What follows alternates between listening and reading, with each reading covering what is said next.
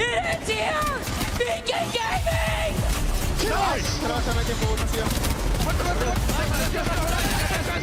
it's the 1v1! Sorcerer! Shield wall isn't enough! Alliance!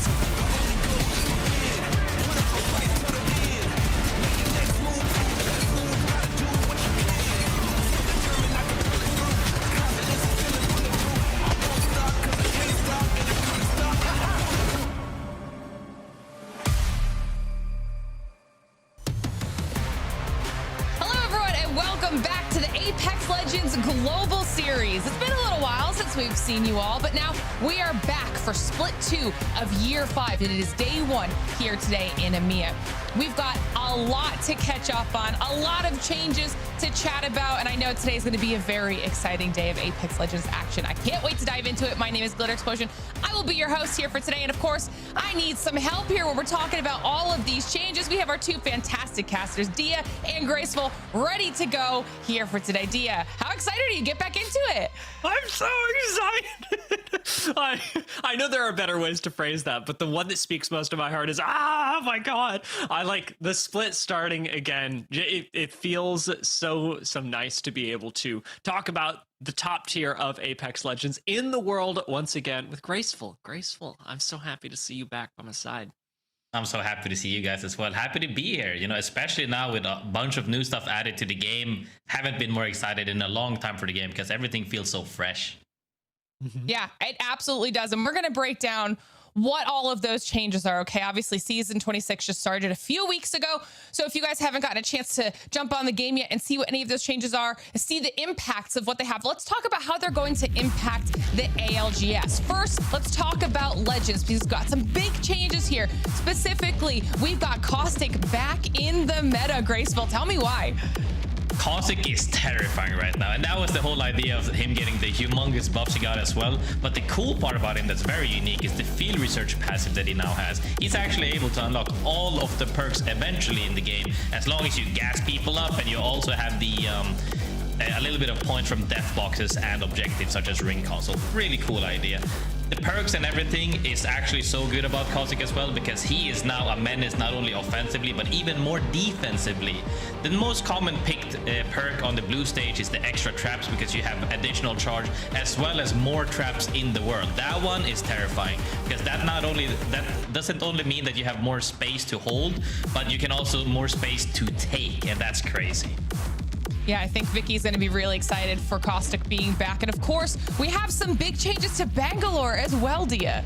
Yeah, where Caustic got this really, you know, this buff where he just gets everything, Bangalore has to make choices now, and Bangalore gets to choose. Do you play offensive Bangalore with the electric smoke and the ECM payload, or do you end up going supportive Bangalore with Cover Me and Medal of Honor? It's a really interesting thing that can differentiate Bangalore players and even teams that want to use Bangalore from each other. And so even when we're watching Bangalore's pick rate now go up in the ALGS with this additional utility, it's important to keep track of why that's happening and how different teams may be using her differently. Absolutely. And another thing that I think we're going to have to be not only keeping track of, but seeing who is picking what teams are doing what. That is the new item we have in game. And so let's talk about amps, okay? I'm sure you guys, if you've been playing at home, you've seen amps and you've used them, those purple floor loot items, not as easy to find early game, a little bit easier to find late game, but very important either way. Well, we've broken them down into 3 different categories of amp. We've got offensive, defensive, and utility. And we're gonna start off here with the offensive one. It is the power booster amp. Now this one's going to be reducing your cooldown for both your tac and your ult, and will refresh the tac when knocking an enemy. So already you can see how that could potentially change things. But then moving into defense, Graceful, we've got 2 more amps here. Yeah, I mean, Over Armor is the one that I think sticks out a little bit more than Heal Overflow. Heal Overflow means that when you pop a syringe or cell, it goes all the way up. No longer just one click, it goes all the way up as long as you don't take any damage to interrupt the healing. Over Armor, however, is really cool because it actually does stack with Ring Expert for the controller characters, but it does not exceed 125 total. I think it's a super solid pick overall, though. And then, of course, that third category that we had mentioned here, Dia, talk to me about what we can do with resources. These have been some of my favorite amps to use during the season. Infinite ammo just takes a whole worry away. You never have to think about it anymore. Bottomless batteries, bit different. Well, infinite ammo will lock you out of your inventory slots in exchange for this incredible passive. Bottomless batteries needs you to keep 2 batteries in your inventory, which is interesting because it means that you're using less, but you also can't just give away batteries freely to your teammates. You do have to make sure that you have at least a minimum. Yeah, I think that this is just going to continue contributing to all of the small things that our players have to constantly be keeping track of when they're playing, on top of the legend bans, on top of which maps they're playing on top of which weapon meta is currently in place. And on top of that, if we're talking about weapons, let's talk about the changes we also had with hop-ups. Okay, we talked about Season 26 having a lot of changes. This was another big one. Now, hop-ups were removed from floor loot, and they are now pre-equipped to weapons, and they are locked. Now, in order to unlock them or to activate them, you have to do damage with the weapon, or you have to upgrade at an arsenal, or you have to find those boosters for your hop-up. And it's making a big difference, suffice to say. We actually have a clip to illustrate exactly that. So let's see what a hop-up can do for your team late game. Oh my god, dude. And they get the kills in the shop. One guy. There's pills on the other side. We need to swing around. Yep. In front of me. Okay, can we swing? Swing off, swing stuff. I won. I'm walking. Yeah. Oh my god! No way! No, do you have Q? Yo, do it. Swing it, Yep. Oh, never mind. Swing it. Oh my god! There's so much. Oh my god! You can drag. Oh my god! Oh my god! One guy. Yeah, it's another wall! Oh my god! Are you kidding me? Okay, Graceful, break down the chaos that we just saw. Why was the hop-up so important there? I mean, so PK has accelerator on it. That means when you deal damage, you get ult charge back. So he managed to slam not only once, but twice in a single engage. And the biggest thing is that this is consistently there. It's on the weapon. It's on PK now. You just have to unlock it, and you will have that power all the time. I was actually very lucky here to also speak to the dev who worked behind the locked hop-ups. Casey, big shout out to you, my friend. And, you know, she said that, hey, we haven't touched hop-ups for pretty much 25 seasons. It's about time we do something fresh. And I think this is a great start. You know, you can argue balancing that too strong, too weak in certain aspects. I think it's just fun for me to run around, get the wingman sounding with the piercer every game, and you know, it sings to me. I love it. Yeah, I think that we are in for some very fun, exciting final fights here today with all of these changes that Season 26 has brought into the meta. But now that we've kind of laid the groundwork a little bit and that everyone at home knows what we can look forward to, let's talk about what we have in store specifically for today. Because as is Apex Legends, as our competitive scene goes, we wouldn't be ALGS without a bunch of roster changes. So let's start with the individual roster moves first, because we have Blast going to Roadhouse, Light going to go next, and Hardeki going to NVMI, which of course means that we end up with a bunch of new trios that we'll be getting to see throughout the EMEA region. And we've got lots of recognizable squads on here with recognizable individuals being added into the mix. And we've got Adam being added into 07. We've got OIRAIN and Hardeki no longer together. Dia, give me your thoughts on these new trios.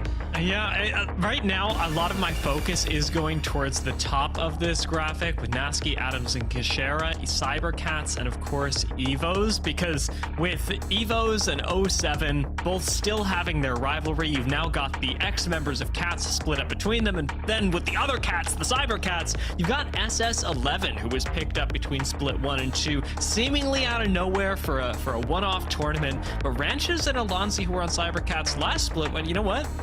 This guy might be the best chance of improving our standings, and that's going to be a really interesting vote of confidence on a player that has kind of come out of the woodwork, Graceful. Yeah, I mean, we say out of the woodwork, but for me, I still remember the Russian Overlord times back when MEK was the only thing people played. I think that SS11 could make a splash because there's so many communities, not only within the Russian community, but could be the Spanish community, could be several communities where there are hidden gems. Could this player be a hidden gem? Potentially. I mean, I will have to see, and I'm looking forward to it. I mean, lots of teams and storylines we're going to be following here today. But if you're wondering which squads we've got up, it's groups A and B competing here for the first day of the split. And obviously, big recognizable names in here as well that we haven't even gotten a chance to mention. We've got Alliance up here, coming off of probably an outlier performance there at a mid-season playoffs. You know, they want to get back into the swing of things here. We've got FaZe Clan up here as well. And then a new FaZe out of our Pro League qualifier there and Take Flight down at the bottom. So many different squads that we could talk about here today. But of course, I want to get your thoughts. Let's start with you, Graceful. Which of these teams for you today is the one to watch? I mean, for me, I had to go with Roadhouse because they're just that lovable. I mean, we're finally happy to see Blast and Lufka reunite again, but we also have Aku supporting there as well with the knowledge and experience he has from Forbidden into MOUZ now.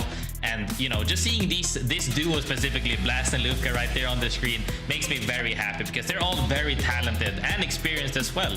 The biggest question remains if they can actually, you know, pull it through all the way, because at the end of the day, consistency matters. You can't just get one game and then have 5 donuts. You know, that's not enough to make it through. But I think this is one of the teams that are definitely capable of doing it, because I've also been playing ranked with Blast and Lufka, and you know, I had a blast. No, I'm getting old. Dia, please take the next team, please. we can't be pulling those on stream. We got 07 as well. 07 is my team to watch with Nasky, Kashera, and Adams. A roster that I'm continuing the storyline with from the first split, because Kashera and Nasky, they were having troubles. In fact, a lot of EMEA IGLs were having troubles with the exceptions of Alliance. And with specifically Kashera and Nasky having really difficult spots in the standings, the team starting to break up due to the stress, you saw these two get together, the two IGLs, and go, all right, what can we do? What does our run look like to the midseason playoffs? And the crazy thing is, despite 10K's really low placement in the standings, they still almost made it. So now what does that look like? What do these, again, really historic EMEA IGLs, what can they continue doing in Split 2? And can they prove all the doubters wrong from Split 1? Big question for me here, Glitter. Yeah, definitely a good shout there. Both really good teams to be keeping our eyes on here today. And it's the beginning of the split. So it's you know, anybody's opportunity here today. We don't know what could possibly happen. The beginning of the split is always a little bit crazier than most. But at the end of the split, the one thing that all of our teams are fighting to get to qualify for is, of course, ALGS champs, all right?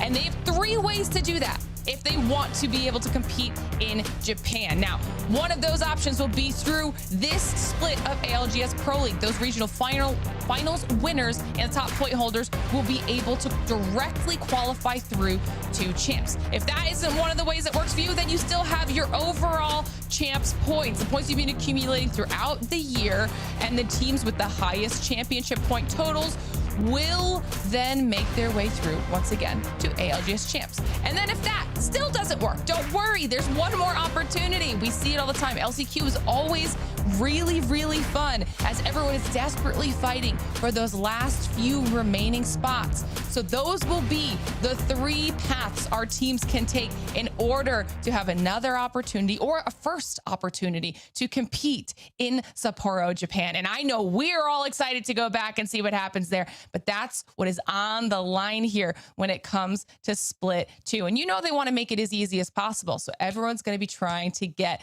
that regional finals win under their belt here in Split 2. But we have to start preparing to watch all of our action here today. And of course, everybody home, you know the best way to do exactly that. If you want to watch the ALGS your way, use FACEIT Watch. You can pull up multiple player POVs. You can pull up the map stream if you want to watch your rotations. When those drops are available, you can even claim them through FACEIT Watch. This way, you can watch the ALGS your way. All you have to do is head on over to FACEITwatch.com/FACEIT.com/watch. I'm sorry. I'm so excited to get into this action here today. Multi-view opportunities. Do exactly what you want. And we talked about it last time, but we have to talk about our social media as well, because if you're not able to make it today or to any of our other shows, just follow us on social media. That way you won't miss a single thing. Of course, we have our YouTube and our Twitch, but don't forget, we have our new TikTok and our Insta as well. If you follow us on all of our social media, you won't miss a single second of any of our ALGS action and a lot of additional fun content as well that we do at all of our lands that will kind of give you a little bit of an insight, a little insider look into our players, their personalities. We always have some additional fun challenges that we make them do, if you will. So make sure you are always checking that out. Now, Dio, we are moments away from getting into split number 1 officially. Do you have any expectations now with all of these changes that we have coming from season 26 for what we can expect just for like overall gameplay? Is it going to be more chaotic? Like we said, it's the first week. Things are always a little bit different here in that first week as the teams kind of get the lay of the land. Yeah, I think this will be a really fascinating first couple of games to watch, especially Graceful, because we're starting on Storm Point. That's one of my favorite maps, and Glitter, Storm Point with all the changes. Yeah, I imagine things are going to be pretty chaotic. Yeah, and speaking of, that's right. Let's dive into it. We have Storm Point Need District on the maps here for today. So Graceful, Theo, let's not wait any longer. Let's dive into match number 1. All right, Ooh, Graceful. Match number 1. It's about that time. Yeah. It is finally time. I'm waiting to see the big stinkies. I'm waiting to see the RE45s, maybe even unlimited ammo charge rifle. That one has been disgusting. And then you also have the amps to see what people pick. I think you will always want to run at least one bottomless battery in your team so that you can trade armors and keep healing it up. But it's going to be fun. You know, all of these different team comps and also the setup difference will be interesting nonetheless. Do you imagine that we actually see a pick like Caustic make it through to E District? Because I know it's not new this split, but we have kept the Legend Band system. Yeah, making it all the way into that stage is gonna be pretty much impossible, I would say. Like it's gonna be hard because people tend to get things out of the way. Like teams are like, okay, it's strong and we know it will get banned, so people tend to just try to get that game in on that specific characters. Where we've also seen some teams have been experimenting with, you know, a good example is when you fight a lot of Caustic, you can play Gibby to try to extend, you know, so that you can bubble away from gas essentially. So, oh, a lot of people are playing Caustic. Do we want to try counter picking with Gibby for the moment? And then there's plenty of ways you can play around it. But I think generally speaking, when one team leads the leaderboard with a specific team comp, people tend to copy because it's working for a reason. But, you know, we'll have to see. I highly doubt it, though, but we'll see. Yeah, there's a lot of things I think still being worked out even this week in EMEA and across the world because of the changes to the RE45 and to Evo harvesters as well. So a lot of loot paths were impacted by having additional Evo harvesters now put onto places like Storm Point and E District that we're going to be playing today. And that alone has changed a lot of the macro that I'm seeing in scrims, Graceful. Oh yeah, definitely. I mean, it was also before they essentially fixed it because, you know, they tried it a little bit different, is that it was kind of inconsistent at one point where one PY could have several and one could have 0, and now it's a little bit more evenly spread, so to say. And I think that consistency is always nice because you want to, even though I get it, you know, it's a BR and every game wants to be new and different, it's also nice to not feel like let down because of something that was just beyond your powers. Right now, at least it's in your power to pre-plan your looting routes and potentially get that consistency in so that, hey, you know, we'll always get at least one Evo cache now, which is nice. Yeah, thinking about the macro game a little bit, let's take a look at who's landing where in our first couple of games of Split 2. This is for Storm Point specifically, so just the first part of the day. It should be no surprise to a lot of you that Alliance is landing up north by North Pad, but for the rest of the map, I'm really looking towards the south where 07 land over a barometer. Some pretty clean macro could come out of there, and I was surprised to see Citadel go pylon, Graceful. What's standing out to you? Yeah, I mean, what's standing out specifically to me isn't, honestly, people have been fighting for a ton of stuff, so it's a little bit hard. Everybody just have preferences, but one thing that you end up seeing is that the late picks, you know, Nomb is one of the teams playing from the southern side of the map. Depending on which zones are active, and we've seen quite a few zones around eggs, you know, west of walls, a lot of zones north north by the slope as well of wall to the east of wall, up those hills. If those zones are still as actively as they have been in ranked and also in scrims, it's gonna be tough for the southern side, or middle and then southern side, for all of those teams actually, because now when you have caustic in play and you also have unlimited ammo and you also have unlimited resources with batteries, that means teams can actually rotate faster and hold you out even harder because the resources are unlimited. Yeah, and real funny thing to touch on here, in case you guys want to watch our POI drafts live, we have a lot of co-streamers that love to cover POI drafts as they happen, and I encourage you to check them out. I know Privacy, I know Greek, love to tune into those around EMEA, but real funny thing with Alliance, who had first pick, they ended up being able to pick E-District first, something really uncommon because they are one of the teams that has the implicit threat. If you're going to go North Path, they're going to go Trident right next to it. And then you're going to have to deal with Alliance. And there are very few teams that are able to pull that off, making Alliance one of, I think, 3 teams that ended up drafting E-District first. Yeah, I mean, I think it's a solid threat when you're saying, hey, we're going to take Ferrari and we're going to ape you if you take our POI, essentially. Is that people don't want to take that risk, because even, you know, dude, even if you're 3-on-1 and you're fighting Unlucky, it's scary. If you're fighting Effect, it's scary. If Hakish moves on you, it's also scary. You know, they don't want to take that fight because, like I said, consistency. You don't want to throw away games, even if they take 1 or 2 off them. If they lose, you know, the other 2 or whatever, it's gonna be really hard. So yeah, people opt for a little bit more safe and making sure we get to play the games, because at least then it's in your hands to win the game.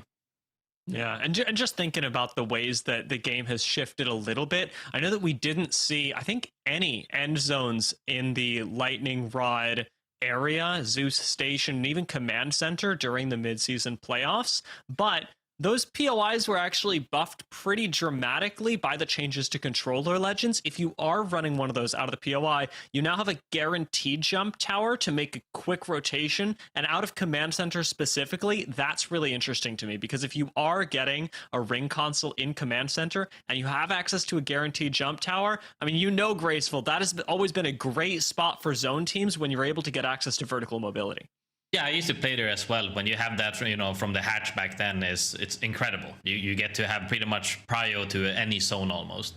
And yeah, while we haven't seen many zones in Lightning Rod specifically, we have seen a couple, you know, active zones in the bottom right of Lightning Rod, where by the 2 building compounds, essentially by the high cliff. And you know, if we see those ones still, it's so scary, because now, you know, people haven't thought about it because it's been in the game for quite a while now with the arsenals, but some arsenal spawns are crazy, especially on that point. There's a god spot on that house and there's an arsenal right next to you, so you have unlimited ammo. Even if you don't have unlimited ammo amp, like, you're just gonna mow down everybody. Not like, I'm looking forward to seeing it. I'm feeling bad for everybody who's gonna get charge rifled at or petered at when you just get 2 tapped or 1 tap, but it's gonna be fun to watch at least. And hey, the charge rifle has really jumped up in priority for a lot of people. I've been seeing the 30-30 and the charge rifle be some pretty high selection rates during the scrims that have taken place this week, specifically because the charge rifle now has guaranteed, I'm putting that in air quotes, guaranteed access to the select fire as long as you're able to evo it up enough.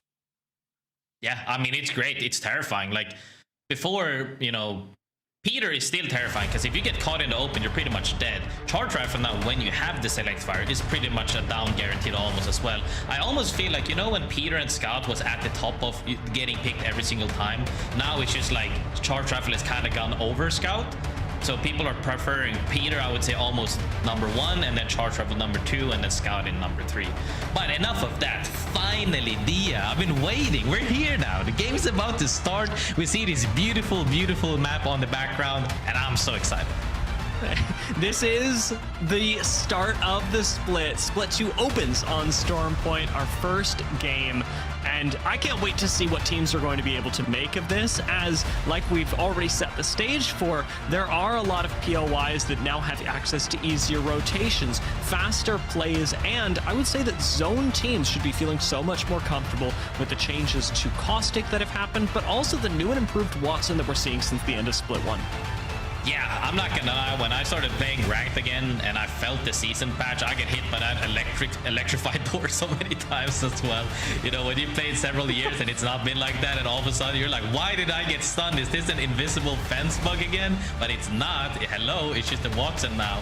And I'm so happy to see it. And also the ring console changes as well is a nice thing for fast rotating teams. I feel like a lot of the times we've had the difference of opting to make edge play stronger lately through the patches, whether that be indirectly or not directly, is that now with the, you know, the fact you can spawn an evac, I think that's nice for people that don't like to always fight and they want to get a good spot.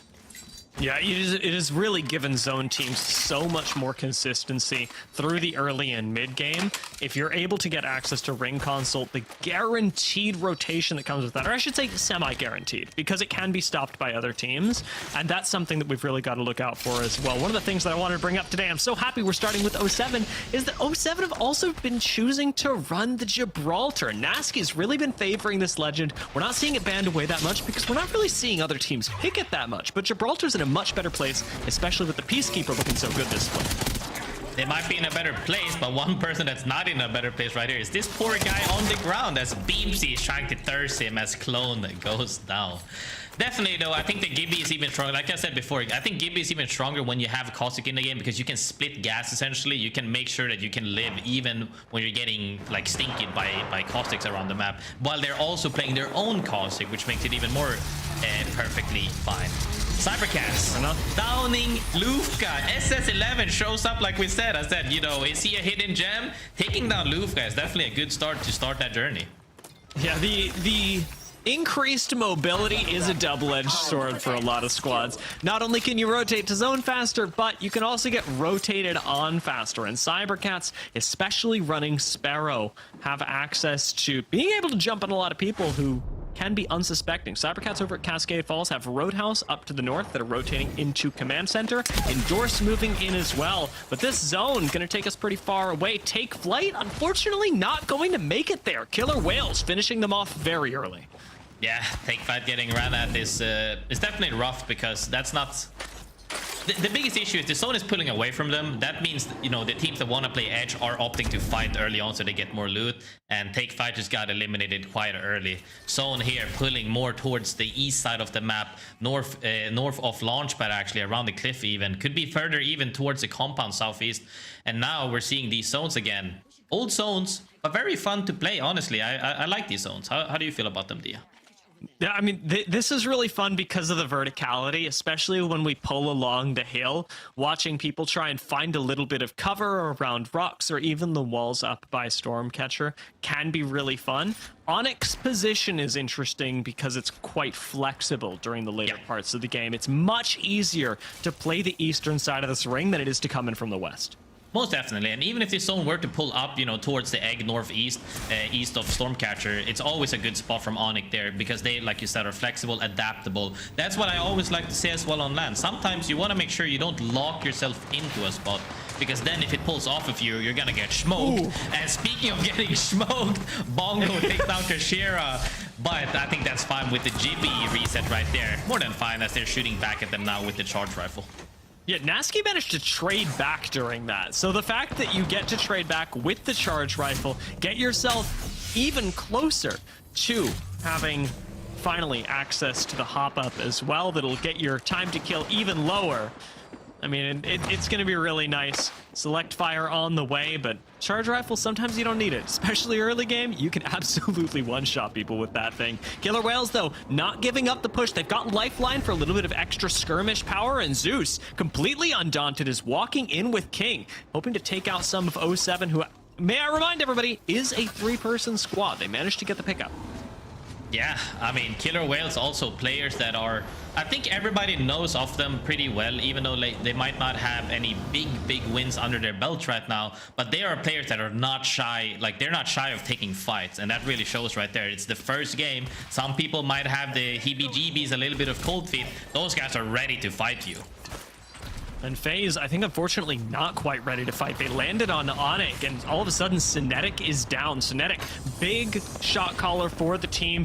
was known, is known even, for some of the most amazing zone calls in EMEA, but doesn't matter if you can't get there, and unfortunately, being knocked right now, Zane has bigger problems than rezzing his teammate. He's got to survive first. Caustic Gas is going to make that a little bit easier, and Nags and Zane managed to survive, but now Synetic's got an IGL from the death box. Yeah, this is most definitely scary, and you also heard the RE45s. It's pretty much a pocket charged Nemi. That's what it is. It's terrifying when you hear that one sing behind you. But, you know, the fact that they got out, though, this early on is completely fine. They could probably get the reset. It's going to be a little bit scary, though, because they're actually pretty center zone, unless it pulls north of them. And, yeah, we'll have to see if they can make it out as a duo for the moment. Passion, however, sitting neatly behind the bin. I like the cheeky spot from Shex, seeing if he can catch somebody dropping down. Now, Empire are trying to disengage, but Passion don't want to let up on it. Peacekeeper is going to connect. No knocks on Empire just yet. Frag gonna make that a little bit more difficult. And we're actually seeing Void Nexus being used to get out of dodge. Empire playing this very cautiously, but that takes them all the way back to command center, cutting, I'm gonna call it an additional 20-30 seconds off their rotate time.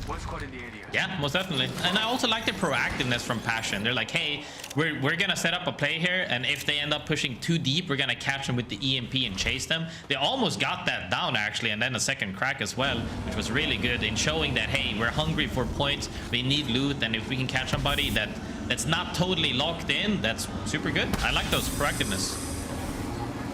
07's spot, really weird. Just to think about from a macro sense, Tridents let you do some crazy things, because we last saw them down by Devastated Coast and Coastal Camp, and now they're all the way over at Cascade, having rotated in from the west side. Cascade, by the way, completely empty, so 07 finally have found their nice, safe rotate, and they've got even more access to further information and the ability to get their weapons evoed on up with the weapon cache. Cybercats sitting just south of Stormcatcher. Pretty nice spot right now. Pretty defensible, even though they don't have a caustic. Yeah, this is one of my favorite spots to play as well on this map, in zones that are anywhere near this, because you, once again, you're kind of adaptable to make plays. You can evac, like, if it pulls north, you can evac over the wall, if not. And it's really nice to play from there, because you're not really locked into one spot, so to say. ONIC, however, moved up a little bit from the house, and they're controlling both of them right now, waiting to see where the next zone is pulling before they decide to opt for their play. Are we gonna have to fight our way up the hill, or are we gonna go through Spider's Nest, as other teams are fighting right now on Longfest? Killer Whales completely, they are fighting with reckless abandon, and they're winning these fights. Remember, they pushed 07 out. Now with a swing in, Zeus completely cleans out FUL. You know, I've heard people complain about the PK, and it does hit hard. Zeus definitely showcases right there is, hey, you step into my range, I'm two-pumping you, because I'm hitting for 100 plus only. That was a wild play out of Zeus, and I don't see this stopping anytime soon. ZiPLina Mafia next in the line of fire, and again, Void Nexus going to be used for a little bit of safety. ZiPLina Mafia's spot, though, does force them into Killer Whales, and as we've already seen, Killer Whales are ready to take a fight. Yeah, I mean, they're ready. They were looking for something, and they got something. ZiPLina Mafia tried to 3P, wasn't really on time there. Now, as we see the zone as well, perfect read from ONIC, as they are now in a great spot as it pulled southeast towards those compounds, as I said earlier. But normally, it doesn't really pull all the way. We'll have to see if it shifts a little bit. But everybody from the southern side of the map right now is quite happy, as they only have to take 1 or 2 fights, and they should be in a good spot. Everybody else, however, are getting funneled and into chokes now, where they're going to have to collapse on each other, and we'll see the fights here as Legion Gaming is currently fighting SPS. And SPS seem to be on the winning end of things. Even with the 99, we will get a trade knock, but SPS have a 2-to-1 advantage in this fight.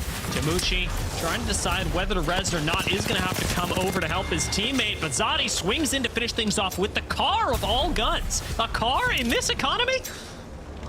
I mean, hey, sometimes, honestly, Car and R9 are still really, really valuable. I would say R9 more so than Car, but Car is more than viable, I would say. Some people that, you know, aren't getting completely comfortable with the RE45 perhaps, or maybe they just didn't like the nerfs on it, are opting more for more comfort picks. And I think comfort is honestly more important than just chasing the meta, because if you can consistently perform on comfort picks, that could be better than meta picks sometimes if you're not as used to them. UAIM's spot actually pretty nice for now. But in about 40 seconds, it's going to become a lot more difficult because this zone, I think ONIC called it really well. Moving into that flexible spot is likely to pull down south, a little closer to launch pad, maybe a little bit closer to Lagoon, but it's unlikely to be out towards the edges of the ring. Even SPS are going to have a difficult spot once they finish setting up in it. They do still have Empire at their backs coming from up top, and Killer Whales, I mean, surprise, surprise, but probably no surprise if you were paying attention. Yeah, they've picked another fight. I mean, Killer Whales are still at it. King Victor is showing, hey, I'm here to fight, and I'm fighting absolutely everybody as he's running at you with that Spitfire as MG Clutch just got caught off guard right there. And I think they're at a great start right now. They wiped 2.5 teams essentially. Well, 2 teams, and now they're feeling even more loaded up as they're gonna get up those steps. And when they get through that mini choke right there, ONIC actually can't hold them without getting pushed potentially or shot from other angles. So this is a great potential for them as Alliance, though, slowly rotating from the west side. I mean, I'm caught here. I know we got to talk about Alliance because they are, I mean, one of the best teams in EMEA, regionally, internationally. Looking at Killer Whales right now, they are all I can think about for game number 1. They came out of Pro League qualifiers into this split, and their consistent performance, I mean, in the Pro League qualifiers could hardly even be qualified as that. They had a lot of up and down games, and yet in this first one, they are really all up, and that's in Pro League, not Pro League qualifiers, not Challenger Circuit. They've come in here, and they are slaying in game 1. And speaking of slaying right here, Empire looks like they might be on the side of getting slayed. I think that now this fight on this building now, at least you have the cheeky altar to do some plays to dodge missiles potentially as Basade goes down right now as Lippen is super short on life as he is popping a Phoenix and he gets a reset. And yes, I agree with you as well, D. I think that teams that are coming out of, you know, these lower end leagues moving into Pro League potentially and keeping up the performances is so impressive because now when you made it to the big leagues, I consider Pro League the big leagues, right? Some people say only LAN. Hey man, you're in Pro League, you're in the big leagues. I think that people tend to ease a little bit on them because they know, hey, we got 36 games to play, we have several games to play, and they're more than happy with that because even if, you know, they have a cold game or two, they got so many games to play and they get more comfortable and more confident in themselves. And when we see King Victor frag like that on them as well and Bongo, that's a great thing to see. Roadhouse starting to get some momentum as well, and it's going to be interesting watching Roadhouse with some really experienced players approach from the north, watching Alliance finally make their way in from the west side, ONIC sitting dead center of zone, and Killer Whales from the south. Who's going to come out on top? Alliance may not even be able to take out 07 as they get taken down twice. It's Alliance that go down first. Nasky contributing from afar, but ultimately Citadel who deal the killing blow, and Citadel throw out another onto Phoenix, spelling the beginning of the end for yet another squad. Citadel performing very well in this south side, should be able to take out Endorse momentarily. Check out the retreat as they come right on back to the Void Nexus. Kaisha grabs a little bit of hype. Remix gonna do the same, and Endorse get finished off by Zuni on the low ground. There is also a team hovering above them as Arctic and Lippen are trying to shoot down at them. They didn't quite get it down as they did now finish one off.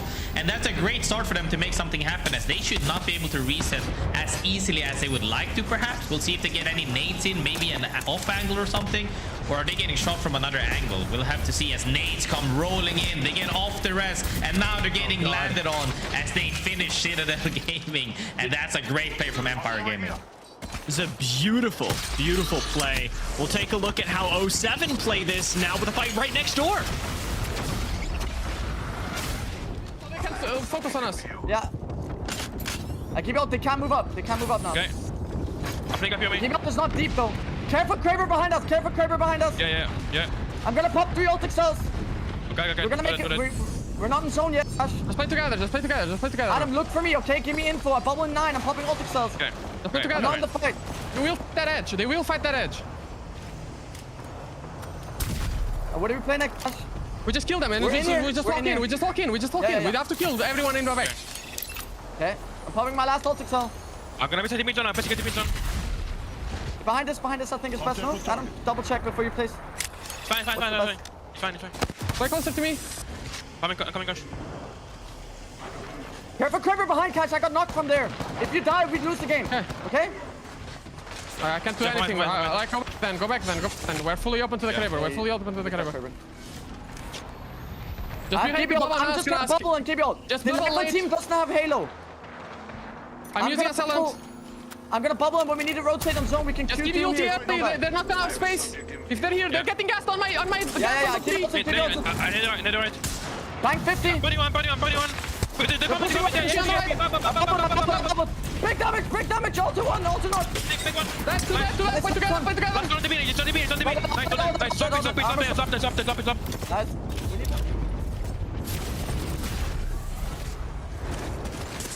And we are back as 07 win their fight. Empire go down. Nice edge hold from 07. But the big question, Killer Whales, who have finally had to rotate out, are going to try and make this happen right now. Kraber shot connects by Bushi, and we could see the end of Killer Whales game 1. ONIC holding strong in their position. Still have Killer Whales right on top of them, and SPS are closing the gap. EQ plays defensive. SPS swing in around the outside. Zeus is still alive on the roof, but Zanzi takes a shot to the face with the Peacekeeper and has to back off. Killer Whales again, still alive as a duo. ONIC really want to finish this off, climbing up onto the roof. EQ gets a little bit of space with the barrels. Zanzi on his last legs, but still manages to R99 down Bushi, and it's ONIC on the inside now. They may finally be taken out. SPS are unrelenting, and SPS are gonna have to disengage for just a second, down to just a solo and being shot by cybercats. They're gonna go down. ONIC, Killer Whales still alive inside the building. Bongo trying to hit the res.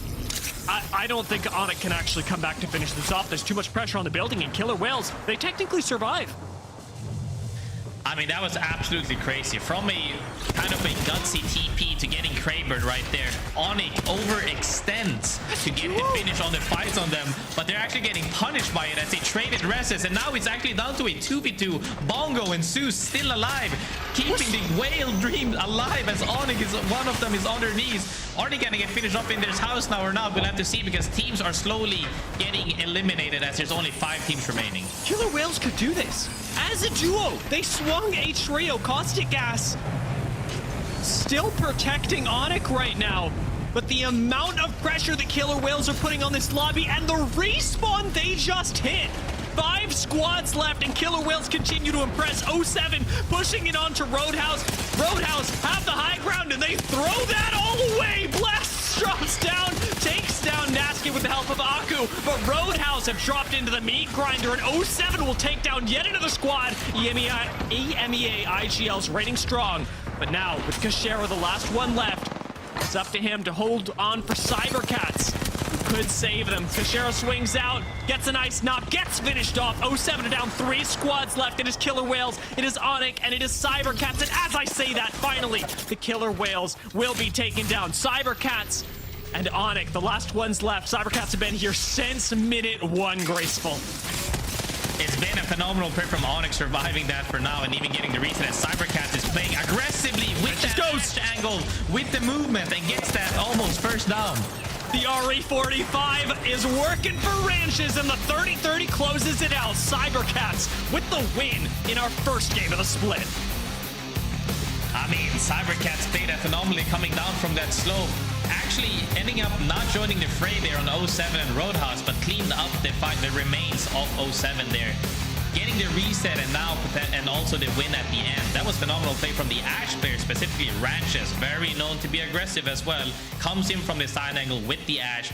RE45 sinks and he's just shredding everybody. A little bit more concerned about the passiveness from ONIC after, you know, them getting the rest there. They even got the crack. They didn't make a play. I guess they got traded perhaps, but cybercats playing really well. Yeah, I mean, you really saw the experience pay off for cybercats. 6 kills for them this game. I mean, I'm gonna sound like a broken record, but can we look a little further down at the people who literally doubled their kill score? It's Killer Whales, who have the most points in the lobby. I mean, they didn't win the game, like they didn't get the victory screen, but having the most points in game 1, this has to be the biggest story of game 1. The team that comes out of Pro League qualifiers and slays in the first game of Pro League. Like you're talking about, these are different games. I'm losing my mind, Graceful. Yeah, I mean, seeing them play, we already saw that aggressiveness from the get-go on the southern side of the map, where they tried to run at 07. That didn't work. They ran at Launchpad. That worked. They ran at the next team right next to them in Launchpad on the building. That worked. They came up there. They did a random Ash TP. Well, not a random. They tried to make it in, and they got Krabered off of it. Survived as a duo for as long as they did. But actually, it came down to a solo that then got the res. And seeing all of these teams here as well, all of them have had their own journeys. You know, it's hard to follow all of them at the same time, but nonetheless, phenomenal plays, as the points are actually still kind of even at the top. That means all of them had solid games. That means now you have a little bit more leeway to not, you know, to not have huge games. You just need consistency from now on for those teams. And we're really seeing a lot of consistency out of ONIC. Great zone play, cybercats, great edge play, and now some increased confidence with their new third. Killer Whales, what is happening? I'll tell you what, we're going to get to explore all of that when we get back from a quick break.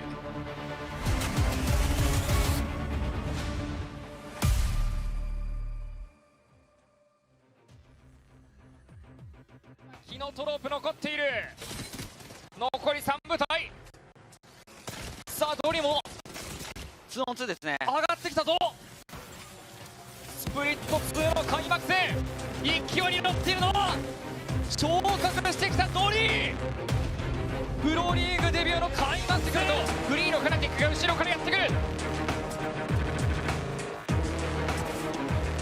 完璧なタイミングで入ってきましたフナティック簡単に入れてきてただエンターのコースも山じゃない上でしなく耐えるゆかゆく素晴らしいダメージそして決め切りました進まないといけないですねこの後そうですねわあもう立て直せてますよ立て直しているグレネード入れてかき氷が入ってきた一人虚空でいないので取り切りに行きますねさらに削って15キルまだ伸びる止まらない装填イグナイトが時間を稼ぐ持ち前のアテンカールがパラが切れてしまった強力ちょっと苦しいか少量平気でも粘り強さが光ったんですがさあここでトリニティが降りてきたクバが大きく出るかアッカが返したただピースキーパーにダメージ超平警護しかし強メジいいじゃん一撃は重要な戦闘を勝ち切りました回復していったが枚数差そしてポジションのアドバンテージ返せるかリジェクト失礼しましたニュービーです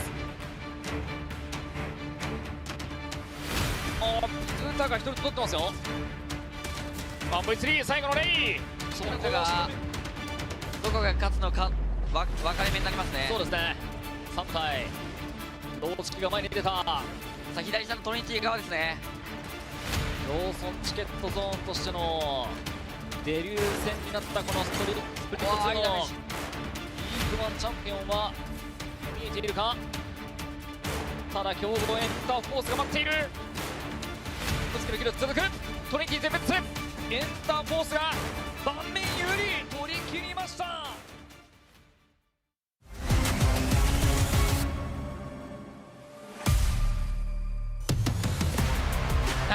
Welcome back, everybody. We knew it was going to be spicy right out the gate, Dia, but like you were talking about, Killer Whales showing up with the 12 kills in the very first match of the day. I did not think it was going to be that spicy. This is like when you go to a restaurant and you go, I want it spicy, and they go, are you sure? And you're like, yeah, of course I can handle it. And then they give it to you and you're like, oh my God, I made a mistake, but I can't tell the waiter that was too much. And I just, that was an incredible meal, is what I'm saying.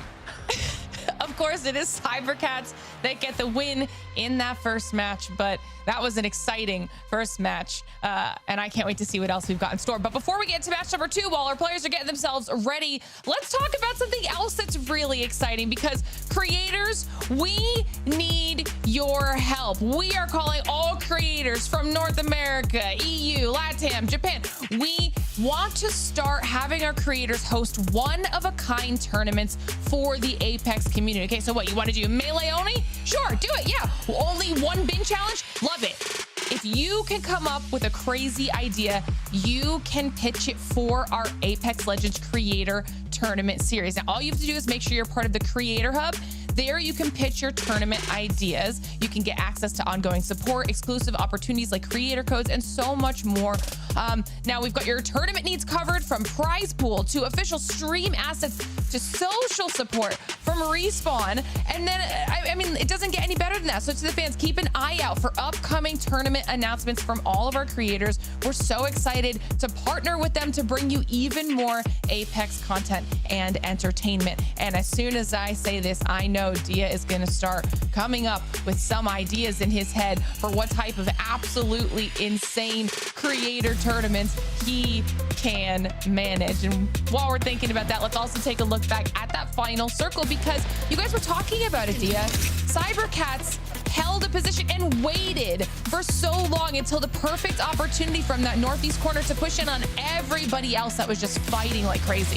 Yeah, this was such a great play from Ranches, and I know that Graceful called it out, but you can really see the experience here. After hitting a reset for the rest of the team, Ranches knows he has to buy time, and a crazy flank on Ash is really only available because of the extra mobility that she's got, but it's enough to open up space for Cybercats and make and force a really awkward decision. Do ONIC continue pushing forward onto the duo? Do they turn around? And as so many teams have fallen before them, they aren't quite able to do both at the same time. It just makes sense, and it's a great play from Cybercats to close out the win.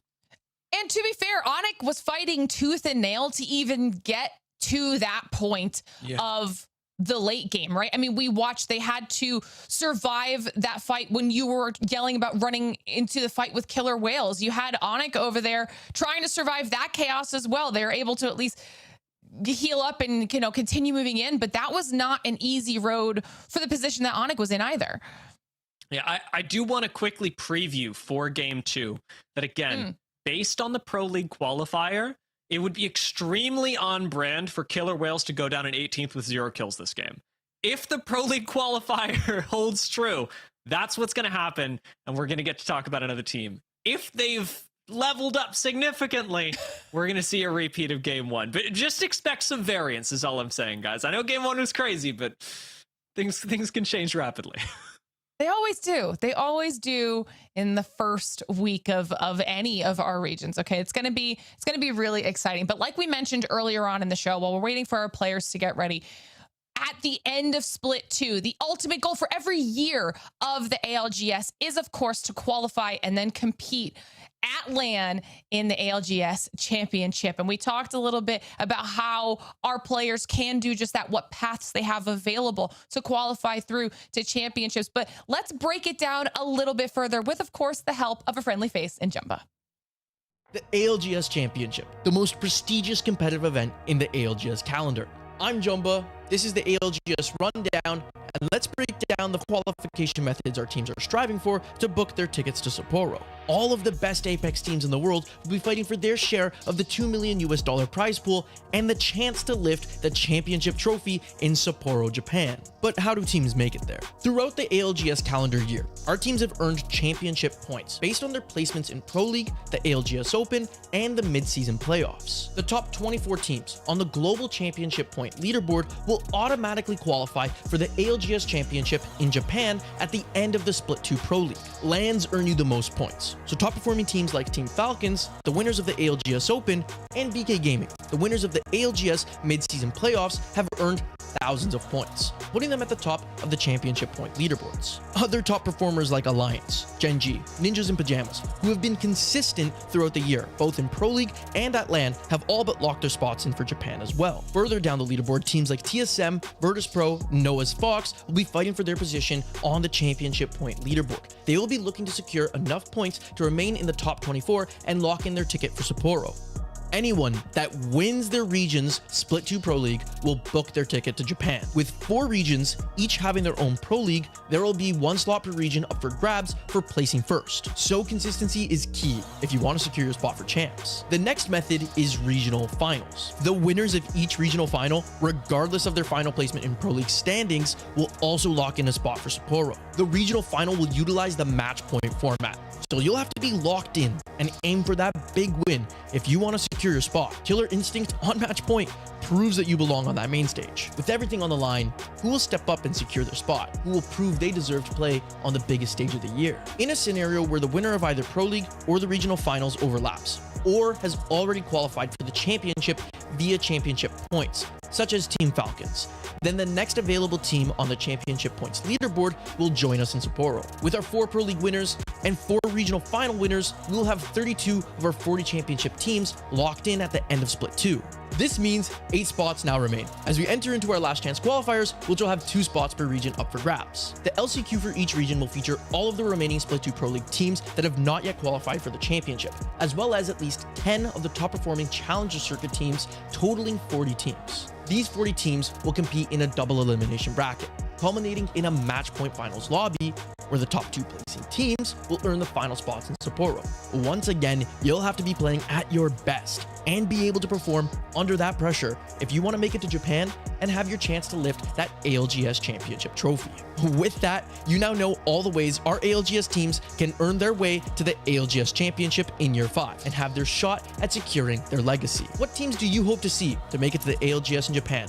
Let us know down in the comments. You can catch all of the action taking place in Sapporo, Japan from January 15th to 18th on Play Apex at Twitch or Play Apex Esports on YouTube. Witness the 40 best teams in the world battle it out for their share of the $2 million prize pool and the title of the greatest team in the world. You can also visit algs.ea.com to keep up with the championship point leaderboards and the Split 2 Pro League standings. This has been the ALGS Rundown with me, Jumba.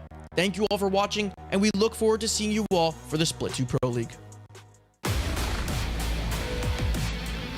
Ooh, perfect timing here. And every time we talk about Japan, I get a little bit more excited as we jump into match number 2, starting things off with our winners of match 1, of course, in cybercats. I'm ready. You ready, Dia? I am. I'll admit I am a little, maybe mad's not the word, but I'm a little impressed, confused by how Jumba's able to time that toss so perfectly while not even being here. He's been working on it. I guess He's been working on it. I mean, really impressive from him and really impressive stuff from cybercats in our first game. The team that we're going to be starting with is they were the winners. They've got Survey Beacon nearby to plan out their rotate, and I will say a very different ring to play off of as well. Pretty flexible position that they end up landing in over here by the zip line, albeit not quite as good as Command Center when it comes to playing zones. So expect cybercats to be playing that half and half play style, a little bit of zone, a little bit of edge, but they're not going to be committing deep like ONIC were last game. Yeah, this will be a fun one here. Get a little, like you said, a little bit of switch up here. We were a little bit closer to the east side. Now we're all the way here on the west. Passion's going to be really happy sitting over at the mill, knowing that they have a decent position here, but also that they've got quite a few squads looking to push in. I'm looking at 07, and you highlighted them here at the beginning of the show, Dia. I think that when we saw them last time around, we were kind of questioning, is this it? You know, like, is this the end of the road? And now we see them coming out the gate so aggressive. And I think that was one of the biggest questions, is can they up their level of aggression in that first game? That they're looking pretty good right now. They really are, and Barometer, pretty easy rotation into this zone as well, so this could really push them up in the standings. I'm watching Nom rotate in behind them, so bit of a traffic jam could approach on the south, but Endorse's early rotation. Take a look at that. Dead center zone right now. This zone really going to reward teams that choose to play Watson for the control over the hillside that she can exert. If Roadhouse are able to walk up and contest for this high ground, they could easily get themselves into an end game position just by setting up electric fences in the right places. You know, did you guys cast or curse them? Because we definitely talked about both Roadhouse and 07, and they ran straight into each other in that first game. I'm gonna say 07 did that to themselves. They had a pretty good game, to be honest, but the end, they did it to themselves. And Nasky right now sitting on white shield, bit behind, but should be just fine, as Adam, the one really out front in terms of what sort of damage he can deal and tank. Take Flyte. Bit of an awkward spot for them against cybercats, winners of game 1. Gasp in Jurassic. Ooh. Oh my god, Gasp. Yeah, literally. You know, and I had mentioned them when we took a look at the participants. Another one of our teams out of those Pro League qualifiers, an opportunity for them to really make a name for themselves here. And running up against cybercats this early on is a little bit concerning. They've managed to create some space, and cybercats look like they're not going to push it too hard here, and that's very lucky for Take Flight. Yeah, and this meta, I will say, does reward teams that are able to play conservatively around a lot of cover.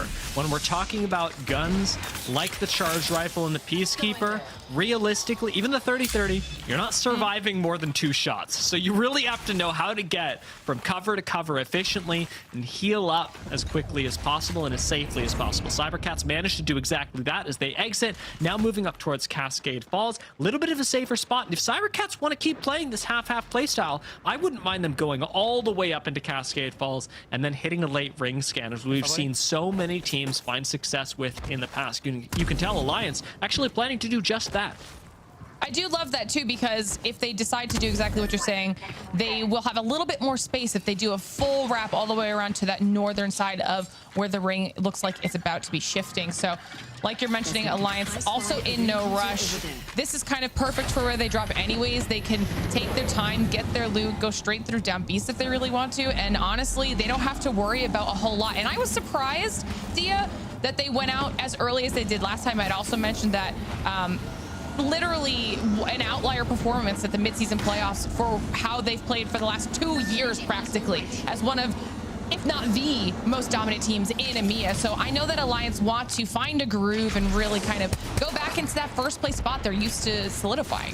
I know we talked about the caster curse. Well, it did in fact happen. 07 took out Roadhouse, and we may see Empire take out another squad. cybercats, perhaps cursed from winning game 1, but they turned that around real quick. Elonzi completely switching things up, and Empire lose one instead, both backing off now as a duo.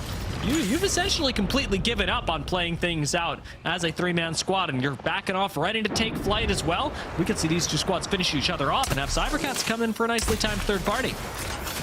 This is definitely a little bit of a tough spot here. I think all of these squads probably assumed that not everyone would be rotating through at the exact same time. Take Flight with this height advantage though can feel a little bit safer. They've got the range, they can do some poke damage, and they can honestly wait to see where everybody else goes because they are safe. But there are so many squads that can also hear these fights happening in the distance that there's potential third-party opportunities abound for more than what these squads are initially thinking might be near them.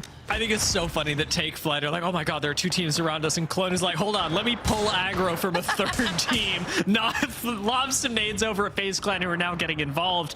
Over here, Legion and SJP2 right next to each other with EVOS still in the next zone, still a nice spot, but realistically, over by Mill is not where we should expect this ring to end. We should be going up a little bit closer into the Millage area, at least up onto the high ground and perhaps the rocks. And as you say that, we get a little bit of a look here at exactly where that shift is going. It's definitely being a little bit forgiving here as EVOS are able to stay kind of put. We saw Alliance making the move. They did end up going through down beast, and now they'll be running through on that northwest corner with a lot less teams. Legion have backed off. They were closer to SJP2, and it's just going to be painful where that pinch is by ONIC with all of those teams coming in from the east side. Killer Whales coming in from the south as well. Killer Whales and Nom, both teams to keep your eyes on. Now, Nom went down in 19th last game, but I got a lot of good things to say about them if they're able to push up a little bit further in the leaderboards during the subsequent games. Killer Whales' negative rotate, though, really telling. They're probably going to contest the teams like EVOS coming out of Mill with the move that they're performing now. Jumping on board with Alliance here. They had pushed towards EVOS, but I think then realized that Legion Gaming now had them pinched between these 2 teams. So Alliance back off, back towards down beast to see if they can maybe do a little bit of gatekeeping here from height and keep themselves safe in the process. They don't really have to rush anything. They've got a little bit of time to work with here. And they're going to want to clear out Legion Gaming before they make any big moves here. And Legion really could be a problem, but like you say, we got a lot of trust in Alliance to see how they handle this. So let's jump into a listening and see exactly what the comms are like as they approach it. Let's keep it away. I think we have to evac. I think it's better to evac and just slam middle on one side, just slam roof and take over. But It's kind of me. can we just bangle them and just like walk up? I can just smoke one entrance and we can be away. I mean, there's 2 guys holding close. We need to like get behind them and not take the other roof and just stand inside. Yeah. There's 2 guys holding this roof. This is 1 guy holding the other side. We could just land roof, queue inside, and take over. Alright. Put it. Right. I wanna Oh, yeah, we go. got I got no mentis now. I mean, if they shoot us off, it just drop down and we gotta push. Take it. There we go. Let's go.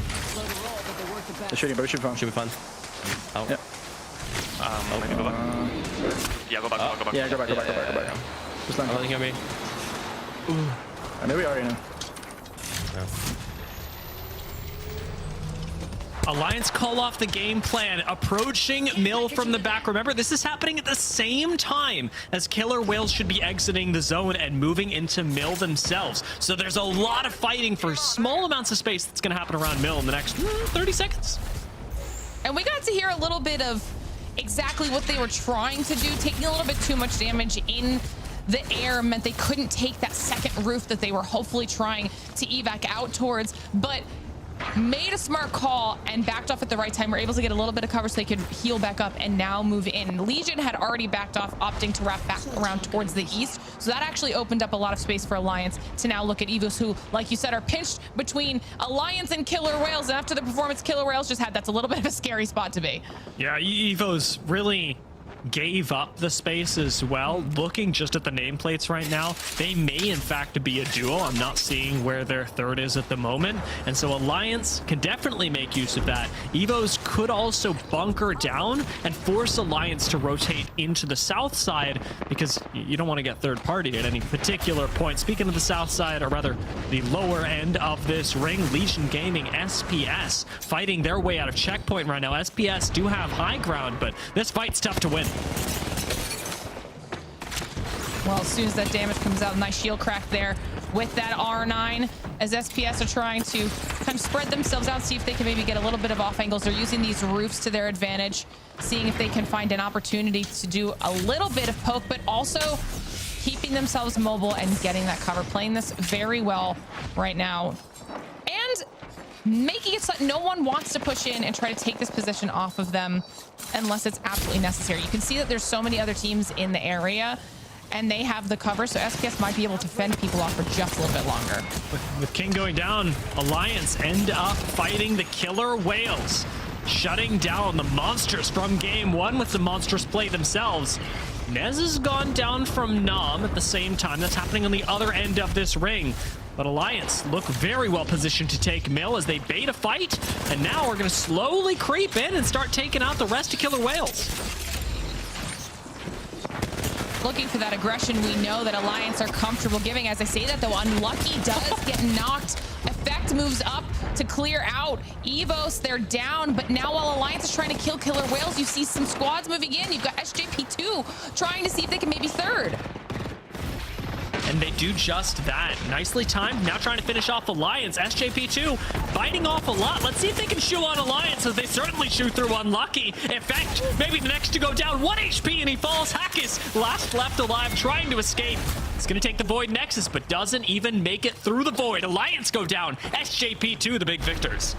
That is huge for SJP2. They were also one of those teams that was fighting a little bit farther north with Legion and SPS. They had backed off, the reposition doing wonders for them. They now own all of that space in Mill. Meanwhile, Empire Gaming over here trying to do a little bit of space ownership themselves. An Empire with the roof actually have a pretty good spot. The Bangalore ultimate that denies them this, and now I don't even know if they make it through this wall. It barely cuts off any sight lines, and the zone's coming in behind them. Empire are going to lose multiples on the way in. Liffin turns around to try and reverse the situation, get a little KP, and he does. Full go down. Liffin manages to survive the zone for now, but he can't stop to heal, and instead he'll get taken out. Bullet straight to the face. Unfortunate for Empire Gaming, but it does continue to clear up those teams on the southeastern side. Meanwhile, Citadel trying to make a move inside onto Legion Gaming, deciding that it might be just a little bit too much. They can probably rely on the zone at this point, and that's exactly what they do to finish the remaining bits of damage, as Citadel is able to escape and continue moving a little bit farther south. But they will run into cybercats next, and they cannot catch a break. Get inside, bro. As soon as 3 people Ash TP coffee on you. Remix now with the setup. We did talk about this zone rewarding Watson teams specifically, and we got to remember there's no caustic in this lobby as that was banned after game 1. So big defensive legend buff coming in for Watson, as this could be the difference maker for Citadel and for so many other teams around Stormpoint right now. For Take Flight, it unfortunately will not make the difference as they go down to ONIC. Might get a little bit of a breather here for some of these teams now that they've survived that mid-game chaos. You can see Vushi off in the distance, does get spotted out, takes a little bit of damage, but will survive and might be able to rat just a little bit here.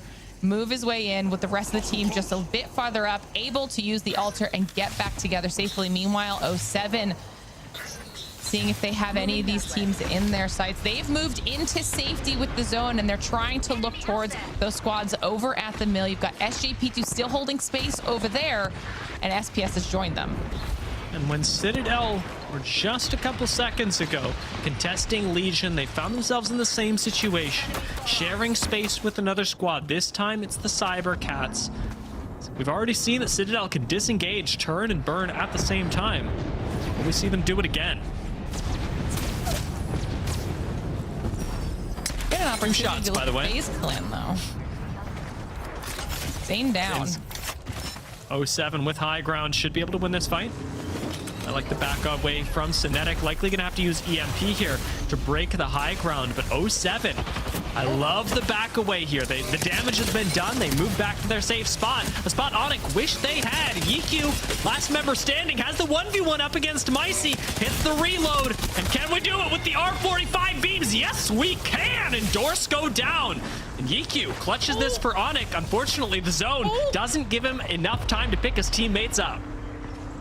That is definitely unfortunate. Passion going down in the kill feed as well, as the zone finally does eliminate ONIC. They could not survive. That was a tough spot for them to be in, as we're now down to our top 7 squads. Cybercats having survived in that northeast corner yet again. They also have a little bit of room that they can work with now. They know there's a couple teams over at the mill and a couple teams below them towards the south, but they can kind of wait and see which of these teams is going to make the move first and have to push in. And obviously those teams in the mill are not safe. Either is Nags. Again, 2 shots. That charge rifle from Nasky was absolutely wild. Zane can't even smoke his own pylon to save Nags, but fortunately enough, a little bit of smoke in front does buy more time. Nags needs to be picked back up, and it looks like that's finally going to work. Despite eating a chunk from the zone, it is worth it to get your third back in here. Nags has wall, and on Catalyst, 1 wall can make such a huge difference in the end game. You do have to take her there. But once Catalyst is in a top 3 position, she can easily give you a win with the right ultimate. Yeah, 07 could not be any more annoying right now as we're watching Citadel start to set up, as they know teams are going to have to move, and 07 has made that move up. They've pushed towards FaZe Clan, trying to take the fight to them, but they lose Adams. They have to back off, stake the res, and try to do it yet again. They thought they had the positioning, but now SPS have snuck up behind them. SJP2 get taken out by Citadel. That's in mill. So the team that just won this fight is going to have to make a run straight for the next zone. Very little cover for Citadel. They've got to pass by 07 and SPS. Although by the time they get there, it may just be one of them, as 07 right now struggling to survive. Adams dipping and diving inside the palm tree, but has only drawn attention to Kashera. I tell you what, it's a tough time, and 07 are just playing for the placement points right now, just playing for that last few seconds of survival. Nice play by Adams, though. Swings out, takes out Zodzi, and forces away SPS, the last remaining member. Adams gonna go right to the top, look for the last kill, doesn't quite get it, but does start to grab some banners, maybe some shield swaps. Ooh, 1 more shot will do him in, and he goes down. 07, SPS, both down, 4 squads left. Listen, Adams did everything he could there. It wasn't enough. It was Citadel who came through on the backside and was able to clear both of those teams out, opening up a lot of space. Now they're the ones moving towards FaZe. You've got UAIM in the middle, cybercats in the northeast, top 4 squads, and cybercats look like they might be able to find some angles. Watch the wall from FaZe Clan. They've still got Catwall, and that will change this game in a heartbeat. Cybercats right now are far enough away that they should be able to win this game and force UAIM, FaZe Clan, and Citadel to fight. In fact, I'd go so far as to say FaZe Clan have to pick a fight using the wall. With 4 squads left and 2 of them on their side of the ring, FaZe's best bet is to drop a Catalyst wall and fight either UAIM or Citadel, and it's likely going to be Citadel.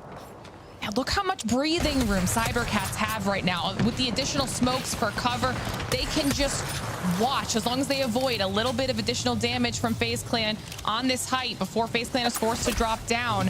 This is a really good setup for cybercats. You can see FaZe Clan is preparing, like you said, to split the zone when they have to make their move. Only 10 seconds left before the ring starts to close, and this is what it's all going to come down to, Dia. So FaZe Clan are not going to survive this, realistically. It'll be them and Citadel, then getting third-partied.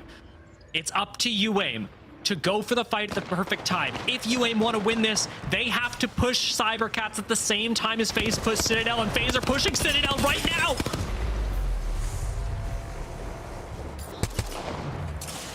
Cybercats going for the play. Still in a glorious spot here, Dia. UAIM is a duo, so they're trying to stay alive just as long as possible. Like you said, FaZe Clan go down. It's all up to cybercats to close back-to-back wins out. Are they going to be able to do this? Citadel won that fight so cleanly that they may be able to take this away from cybercats. I mean, cybercats picked the fight at the right time, but Citadel are all over them right now. Reek slides in with the Peacekeeper, and it is 1 member left. Make it 2 as a res did go off, but it still looks like an easy win for Citadel as Catalyst does in fact clinch them the end game. I don't think, Dia, that Citadel could have played that any better. No, they were on the side of the zone with everyone and somehow play it so well that they managed to survive. And they absolutely, that duo of UAIM, I think they were so indecisive in those final moments, not knowing where they wanted to dump most of their damage, that ended up being really bad for them too. Yeah, for UAIM, I do think that their indecision was really impactful in giving Citadel the win. This could have easily been cybercats, but Citadel, I think, took the fight so quickly that I have to ultimately give it to them, as this was your good play and not somebody else, you know, fumbling this. Citadel's very quick team fight win gets them not only the 15 kill points, but the 12 on top of that for the win that they were able to secure by accelerating the pace of the game. 27-point victory to them. That is huge, Glitter. And they fought through a lot of other teams to get there too. Once again, I mean, they had to push through squads in Mill, and that was just a well-earned victory for Citadel Gaming. I mean, meanwhile, the consistency, though, out of cybercats, you can't count them out. I mean, once again, they find themselves in a top position, getting points on the board, and we always talk about how important that consistency is. In the same way as game 1, however, I will say cybercats don't get that many kills to go with this, and that is going to hurt them in the overall standings. They may still be ahead with Citadel perhaps taking the lead here, and it does look like Citadel with their big game take the lead. And cybercats, I do say, with their consistency, like you just mentioned, Glitter, should be able to stay top 5. But with the games going as they are, if you want to crack first, you're going to have to give a lot more to the kills. Yeah, just pick up the aggression just a little bit. And we saw, especially for a lot of those teams towards the end, we saw what Adams was doing with it as well, how impactful the Alter was. Alter is now banned after that second game. So that will change what we see in our third and final match, at least on Stormpoint for the day. Of course, before we get into match number 3, though, we're going to send it to another short break. So don't go anywhere. You're watching the Apex Legends Global Series.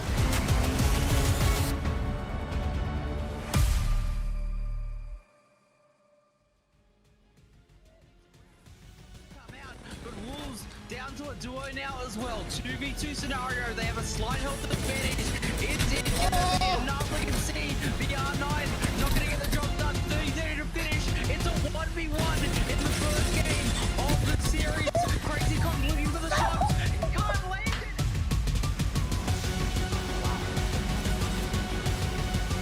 Now, he's trying to hunt down the remaining members. They're literally fleeing into the zone to get away from him. That's how much of a demon this guy is. Dump for Genji. done for ages. What an absolute king. Damage to be coming through here as the ring starts closing. This team needs to try and get out. We can see remarkable team getting beaten. They're pinned down.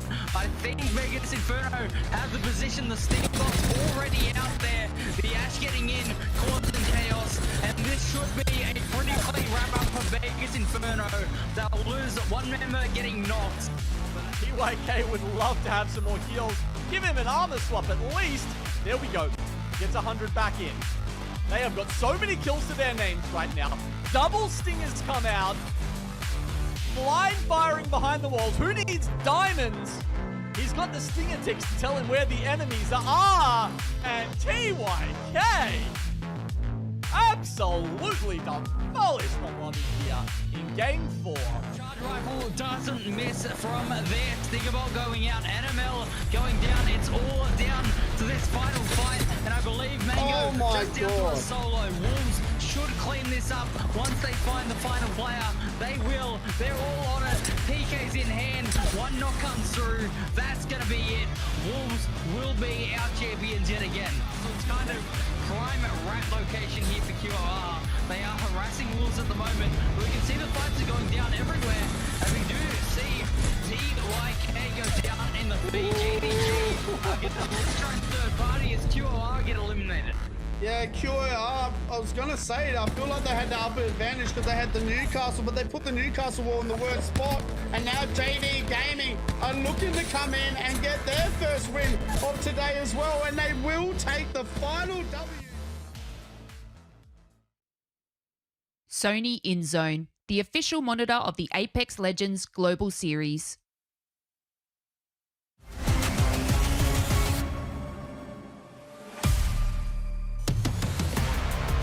Despite all the Australian accents you heard in the break, we are in fact in EMEA this time. We'll get to talk about Apex out a little bit later on. Graceful, excited to have you back for game number 3, as game 2 was a pretty wild finish by Citadel.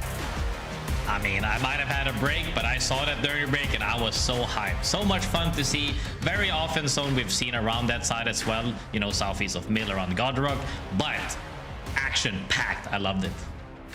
Yeah, this was a very, very fun game to watch, and game 3 does promise to be even more chaotic. Stormpoint has given us quite a bit to look forward to. I haven't seen that much creative amp usage just yet, but the nice thing is that if we keep watching, we're sure to see it. And if you keep watching, you're sure to get something of your own, as we've got some Twitch drops going on for the kickoff weekend of Split 2. We have, I would say, the most accurate and common call out in Apex Legends. I've definitely said it after hitting for 30 damage. So if 30 is your number, well, 30 minutes is all you need to end up grabbing this fantastic emote to use inside the game. It's going to be really nice to have on top of your shield bats, maybe used as a holo spray. You've got plenty of options for how to use this one, so look forward to it. 30 minutes, all you need. 30 minutes, one game, but we hope you stick around for the rest, because we've got some awesome action, not just here in this game on Stormpoint, but then following it up on E-District. And Graceful, let's talk about the amps a little bit. Where have you seen this be most impactful? Because even in this final circle, I'm still looping back to the old and gold. What's best about these legends? The ultimates, the utility they provide. Yeah, I mean, the amp specifically is hard to say because we don't typically see too much usage out of it. I think the biggest mileage that you get that is kind of behind the scenes is definitely unlimited batteries, as you now, you know, are able to just forever sustain essentially. And if we do get to see unlimited ammo as well, that's even better. But we haven't seen it so far. If you look at the bottom right under weapons, no unlimited ammo right there. But I think that it definitely has its spot in the game. But as you said earlier during this broadcast, and we all know, they are kind of uncommon. Like, they're kind of hard to find at the earlier stages of the games, and later on during the games you do get them. And you know, they even drop in crates at that point, and they come in loot bins later on as well. And I think that some teams might just not even be getting them at all. So because we see a lot of early rotators and going for god spots and potentially just setting up, you're gonna miss out on them. But the people that do end up having them, I think they're quite impactful, even though we can't see it all the time. Yeah, it's hard to quantify, and you make a really good point, right? Especially with the controller buffs that happened this split. And the fact that now hop-ups don't have to be looted anymore, you can instead just get them by firing your weapon. There was a lot to be said for the kind of buffs that you got for being a zone team in this particular split. And the amps do a nice job of balancing that out. If you aren't rotating in early, you are taking a little bit of extra time to look for the amps that best suit you, you can use those huge advantages later on in the match. But it does require a little bit of patience and a little bit of risk, playing on the edge of zone, not being able to get in God's spot and farm up the Evo in the same way as zone teams are able to do. Yeah, most definitely. And, you know, and speaking of amps as well, there's definitely amps that amplify other characters as well as, you know, we have the overshield. And when you have characters like Caustic being the controller as well, now you have on top of that extra armor. Now with the helmets removed as well from the loot pool, you're gonna have even more strategy to it, and you can play different amps on different characters, you know. But as we see about Caustic being played, he hasn't been banned, but we see a lot of, you know, usage out of him still with the gas. Not nearly as much on Stormpoint, but I promise you, maybe Edith Rick, World's Edge definitely in other maps as well, is that the perks are really, really strong now ever since the buffs. You actually do even more tick rates as well with the normal abilities. But the perks here in general is huge. If you look at the blue perks first, I'm gonna be completely honest, the right side of the blue perks is not that good. It's something that you definitely don't prioritize. You're gonna prioritize the extra traps with the 2 additional traps in the world as one also in charge. But the 2 in the world is the biggest. That allows you to play more space and more defensively as well as more offensively, because you can either take more or deny more. It's super good. And as for the purple ones, actually I've seen a toss-up here. I think people that are fighting a lot, that are looking for one all-in play, obviously are gonna go for the ultimate area effect, 50% increase for a bigger splash. That way you can deny people space and take it over a lot easier. But for people that are set up early, Gas Fighter is where you're at, because you get more tack charges, more denial, and people can't even keep up with your gas already with the blue perk. Add on top of the purple perk, some people might say it's overkill. I think it's really cool. But at the end of the day, if you play him well and you get your objective, you're gonna get all the perks anyways. How cool ain't that? Yeah, you know, you can get the first 2, keep throwing out traps, keep getting research points, and you just get better and better. Bangalore, an interesting legend to talk about today, though. I mean, we already saw her utility take a pretty big bump, a big buff going into this split. And it's interesting thinking about this, because Caustic got banned in game 1, 90% presence in our first game. Alter going to be banned after game 2, 80% presence. But in between game 1 and 2, we saw the Bangalore pick rate actually drop from 12 to 9. And interesting how that's interacting with perhaps Caustic's in the lobby going, well, if Caustic is here, Bangalore's more valuable. If Caustic is gone, Bangalore's losing value. Yeah, most definitely. I think that it's kind of the same as why 07 is playing Gibby as well. More Caustic equals Gibby is stronger. Less Caustic, then Gibby might be less valuable, even though still valuable and, you know, valid to play. But as we see, a lot of these team comps are ever changing, and people are opting to play a lot of different stuff. You know, I was watching NA scrims as well, and some EU teams as well. Playing Rampart Newcastle is definitely a thing as well. We're seeing shifts in between the super hyper aggressive comps to the more defensive comps in the double defensive area.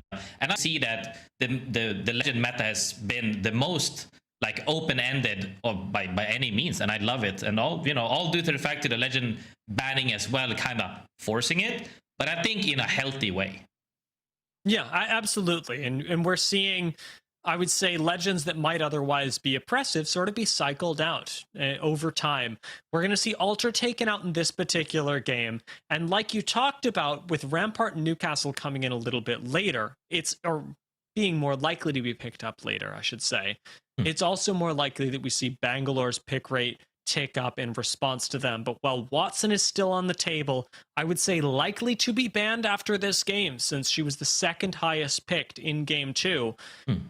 We're probably going to see a slightly lower Bangalore pick rate as a result, just because Watson is so good into Bangalore.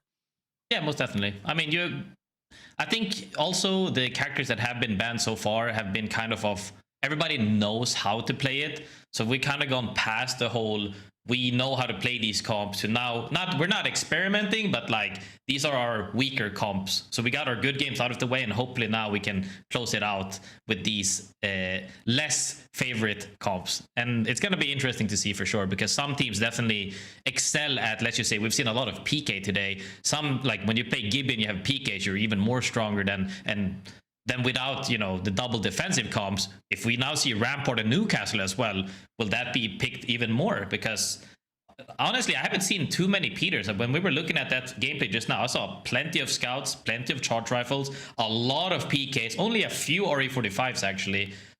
That could change the weapon choice as well, honestly. But yeah, I've seen more R99s than I was expecting as well, to be honest. Like, I was expecting purely 30-30 charge rifle, RE45, and Peacekeeper. That was what I was thinking would be the 4 guns I would talk about today. But we are actually getting a fair amount of diversity, and part of that is going to be due to the early rotating strategy, maybe not finding everything you're looking for. And sometimes, like you talked about, comfort being really important as well. The G7 remarkably consistent, and something that a lot of people are used to using. Well, they build up in between splits, and a lot of that comfortability can come in there as well. It's worth talking about some of our top performers, especially given Citadel's game just seconds, or I guess minutes ago. Zuni performing really well for this team for Nemesis in split 1. Now on Citadel, doing very well at the same time. And Citadel did need this bump. They're a team that I was really looking forward to coming into the split, but mostly because of the way that their, I want to say, fragging potential is. When you look at Remix, Zuni, and Kaisha, like Kaisha is another player that brings a lot of consistency, but it's Zuni that you're really counting on to bring a huge portion of the damage, especially in the mid game, where Kaisha, a really interesting pickup as well, another player to talk about, was slotted into 10k last split and actually ended up, I would say, in 10k, proving just how valuable he could be. Even though the roster didn't quite make mid-season cutoffs, I was really impressed with the way that Kaisha was playing.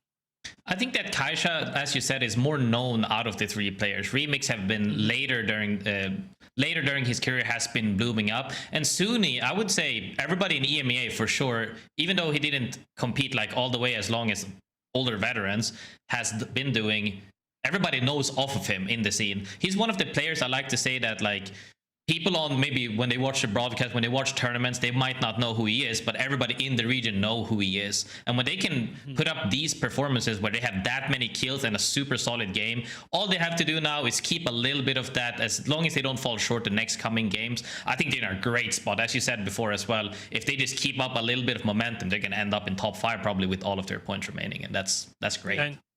And you've really got some very clearly defined roles when you think about the team as well, because like you talked about, Remix and Zuni are really coming up and growing into their own player identities. When we are looking at Zuni as being this big damage dealer, I'm looking at Kaisha as being somebody who plays really conservatively. In fact, I think he was he was tied for being the least knocked player of last split in EMEA, just playing very conservatively, not going down, but assisting the team at the same time. And then you've got Remix, who's contributing in that middle ground between Zuni and Kaisha and making sure that you're able to work together. There's a lot of, I would say, like glue holding this team together, and that I would say is in the form of Remix, where he has to split the difference between what Zuni is doing and helping Kaisha assist in the right places.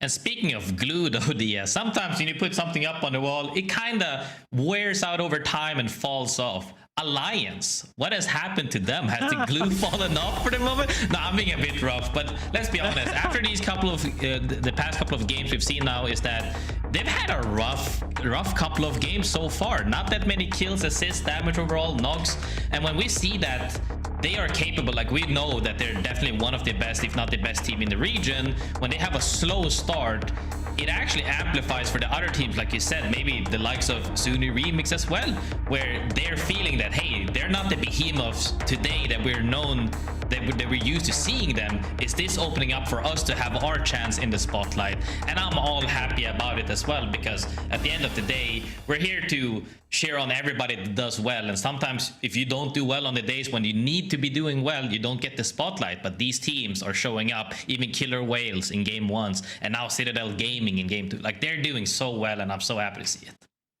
Yeah, there is a lot to track for these squads, especially when we are looking at teams like Alliance. It's worth noting that even at the beginning of Split 1, yeah, they weren't placing, you know, they weren't winning match days yet, but they never placed out of top 10.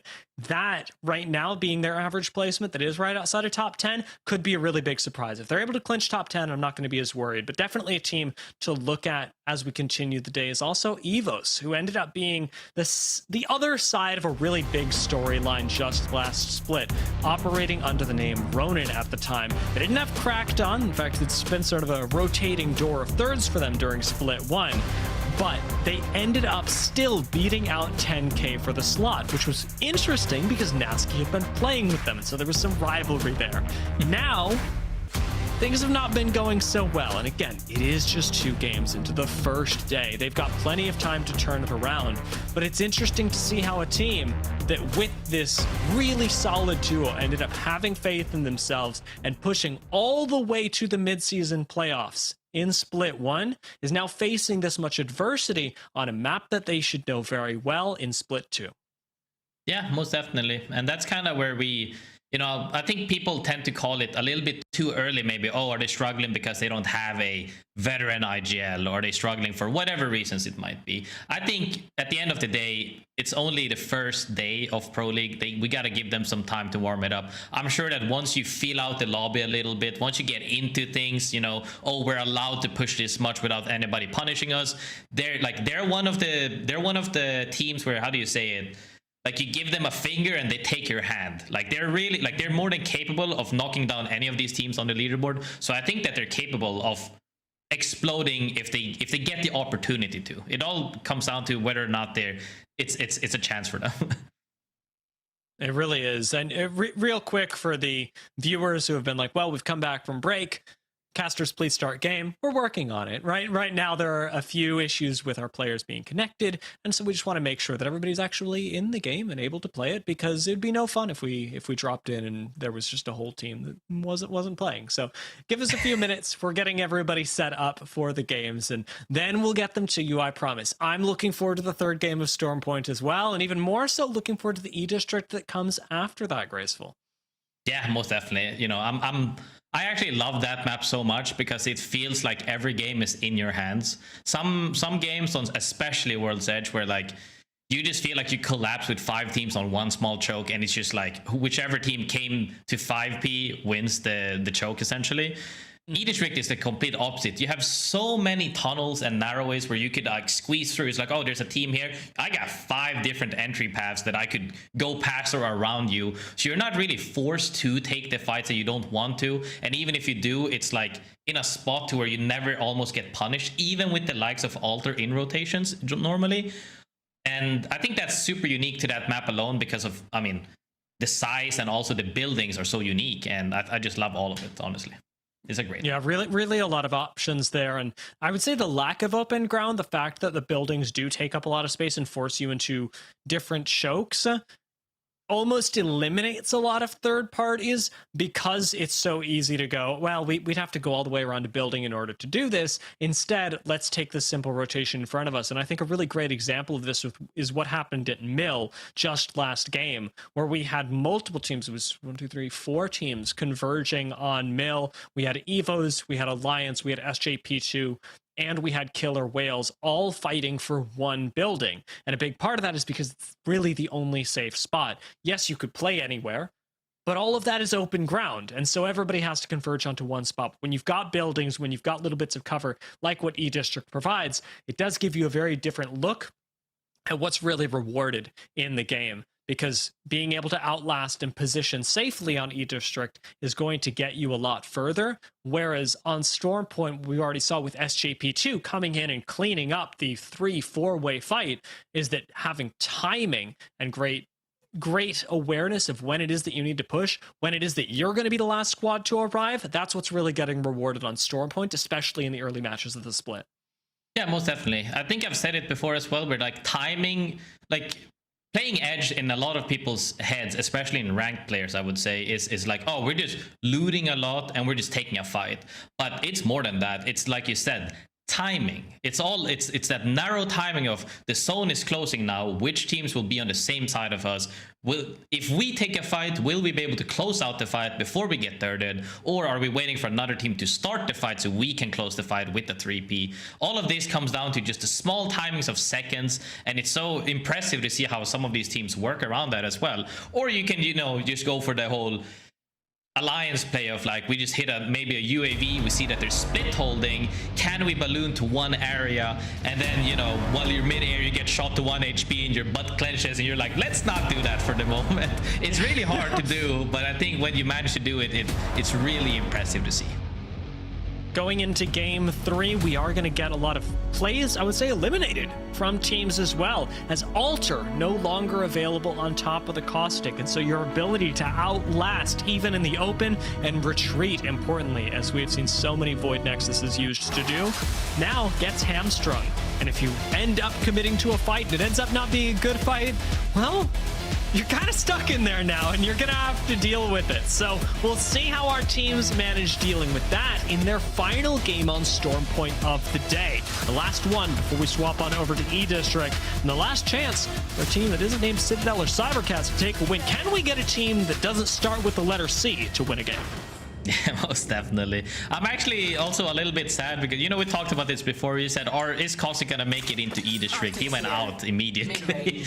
And I'm a little bit sad to see that. But we see the likes of Watson still remaining to the fact that to help you with the reset potential, like you said, will we be able to reset with that? Maybe some people are opting for Ash TPs in general. But regardless, zone is now central. We've had the east side zone, we've had the west side zone, now the central zone. You know what this makes me, Dia? Very happy. It's not 3 on the same spot anymore. We got 3 different zones now. People, sure, it's on the same essentially central line on the map, but it's different zones and teams have to adapt accordingly, and I love it because now you cannot complain about the fact that, hey, the zone never went our way. You had 3 different zones to play around, and I'm super excited to see this because this one normally ends around Jurassic side, like inside Jurassic, which is kind of rough, but chaotic is so much fun to watch as well. Yeah, a very different terrain than what we got in the first 2 games. I do want to make a quick note that Citadel, who have an early rotation available to them to get inside Jurassic, also got very lucky in the early game, picking up infinite batteries right off the rip. That could be a huge help to them later on in the game, as their econ is just going to be so much better. ZiPLina Mafia going for the early kill, and yeah, they're going to find it. 0-0 and sat behind a rock with 3 people pushing him. There's not a lot you can do in that situation. Worth noting, however, that one of those people was a Revenant. So ZiPLina Mafia's composition, one of the more aggressive ones we'll see. Revenant is actually so terrifying right now. I also have a friend who's actually a super Rev main who's been hyping him up ever since the buffs, and I'm so happy to see that play even here. Even though it's an unorthodox pick, so to say, I think it's more than viable in terms of fighting. If you're just looking for fights, super solid. Speaking of fights though, Nomb, the full Swedish roster, falls pretty early here as Max Strafe with the charge rifle dunks somebody in the head. And we did point out that Citadel were going to be a team that was very comfortable taking fights, taking position early. Does feel bad for Nomb, though, as this continues a trend in the first couple of games for them of not being able to make it very far in. Something that I will say you can expect when you make it up to Pro League, out of the Pro League qualifiers, out of Challenger Circuit. This is a team, however, that I will give some hope to, as yes, the first couple of games may have been rough. I have been watching this team and some of these players, Nez specifically, in Challenger Circuit since 2021. If you've been playing Challenger Circuit since 2021, you're not somebody that gives up easily, and you're certainly not somebody that stops looking for a chance at improvement, and that can bode very well in Pro League in the long run. Most definitely. I think, how do my fellow American friends say it? A different ball game? Like, does that mean like you switch from basketball to soccer in a different ball game, or it's a different level? I think it's different level, definitely. I think once you hit Pro League, you can't expect to have the same results as in the lower leagues, but if anything, there's the biggest room for improvement, because at the end of the day, if you're stomping in, let's just say, Challenger and you hit Pro League, it's gonna be hard to improve in Challenger for Pro League. Now once you're hitting the big leagues here, that's where you get to fight. You get punished on mistakes you didn't get punished on before. You have less space to do stuff that you wanted to do, and even then people are keeping track of your movement on the map all the time, and if you just, like I said, you give them the finger, they'll immediately take the whole hand. Yeah, and ZiPLina Mafia debating about that right now as they were pushing up on EVOS. Nasky looking for the finger. I don't know. I don't really know how it was gonna work. But what I meant to illustrate was that he has a charge rifle, and we've seen him one-shot people with it in match 1 alone. So really, what he's hoping for is just a little bit of Evo farming, and not a bad spot to do it either. He's got a lot of ammo. He's got the high ground. And once you do enough damage to tick yourself over into the select fire, Nasky will be able to get a lot of kills. Yeah, most definitely. Charge rifle as well is so terrifying because you get one tap. I think it hits, is it 163 or 168 or 162? It's 163 maybe. And it hits so hard. And even when you have that select fire as well, it's even more terrifying. And I'm happy to see that get played more often, honestly, because charge rifle was, even with the select fire back when it just got introduced essentially to the super rapid fire, is that it was kind of neglected in a way. I'm happy to see it get some play, but I think it might be a little bit strong. It's definitely quite strong, and I guess we'll see how good it is at fending off a push, as right now cybercats do get rocked up on by FaZe, but we're not seeing anything traded outside of ultimates. No knocks on either side. SJP2 getting a little antsy with it as they end up jumping onto the nut buildings. Kylar expends the double jump, but doesn't actually grab height for the moment. So playing out of low ground with Sparrow. Doesn't have an ultimate either. I don't like the look at his fight for SJP2, but I'm willing to be convinced a few RE45 bursts can change that very quickly.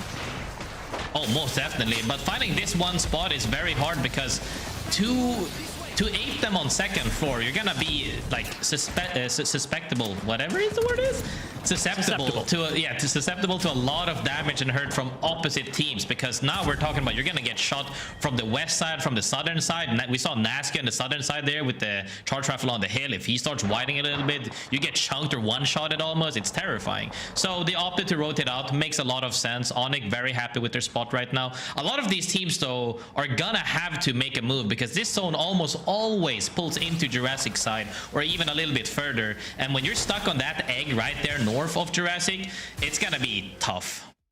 Oh yeah, there we go. See the zone, what I said, Dia?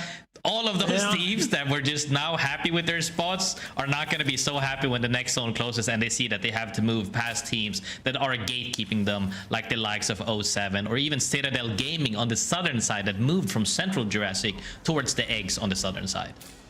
Yeah, I am not writing it in pen, but I am penciling in a Citadel top 3. This makes sense.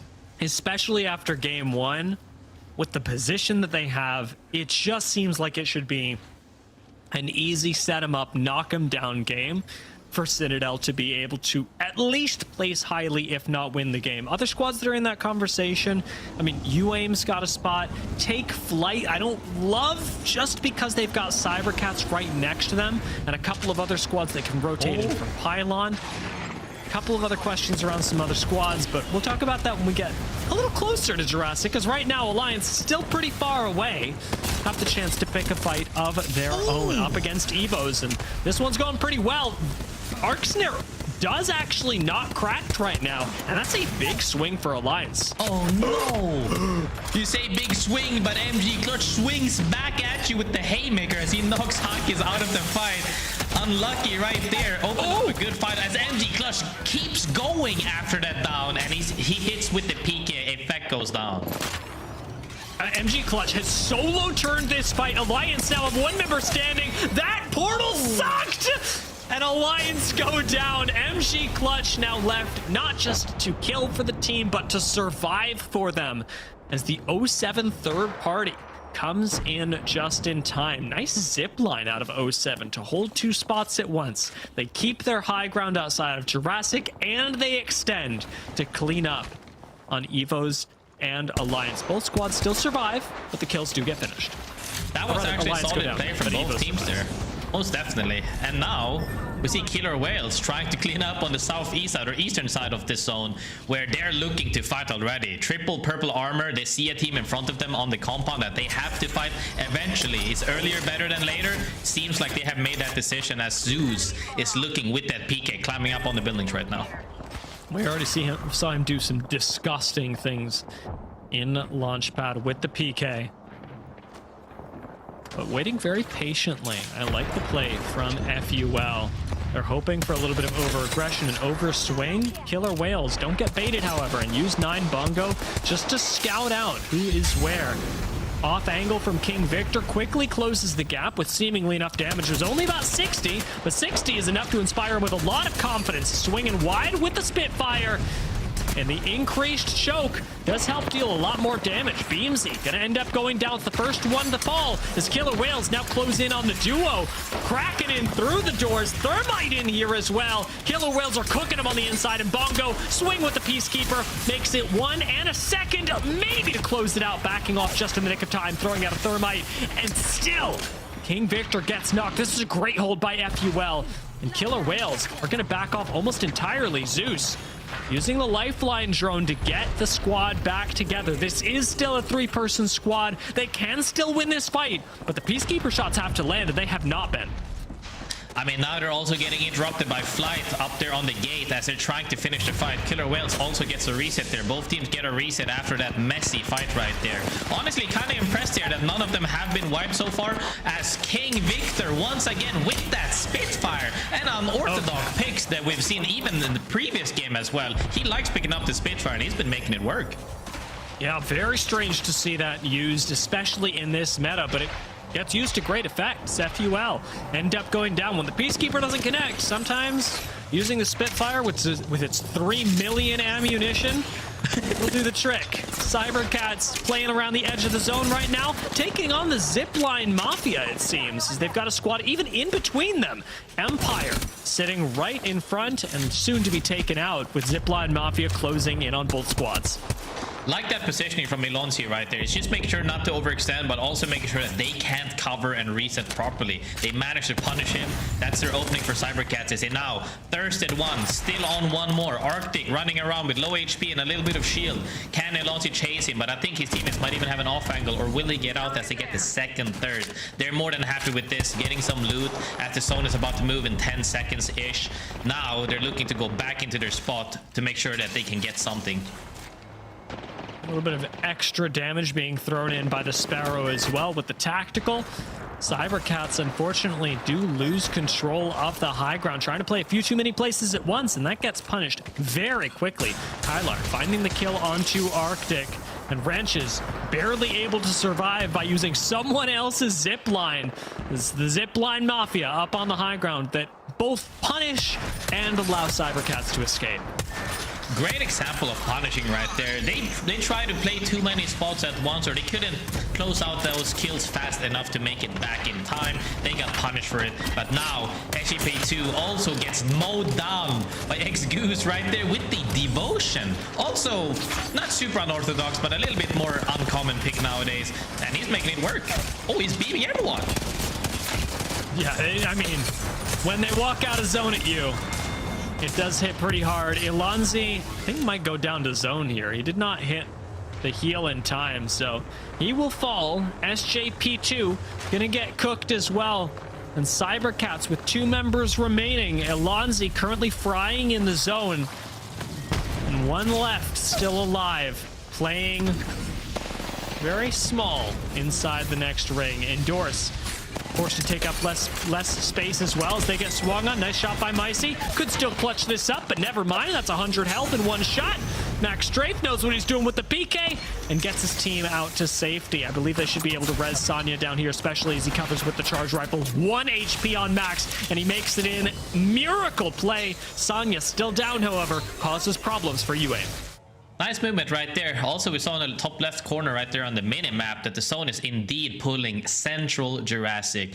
But you see the team from the last game, the Citadel Gaming right there, in a nifty spot, I would say. They're going to have to make some things work for the zone closing, next zone closing rather. But they're in a solid spot to hold out the southern team, as we see FaZe Clan manage to wipe ONIC Gaming, I believe, on that side of the choke.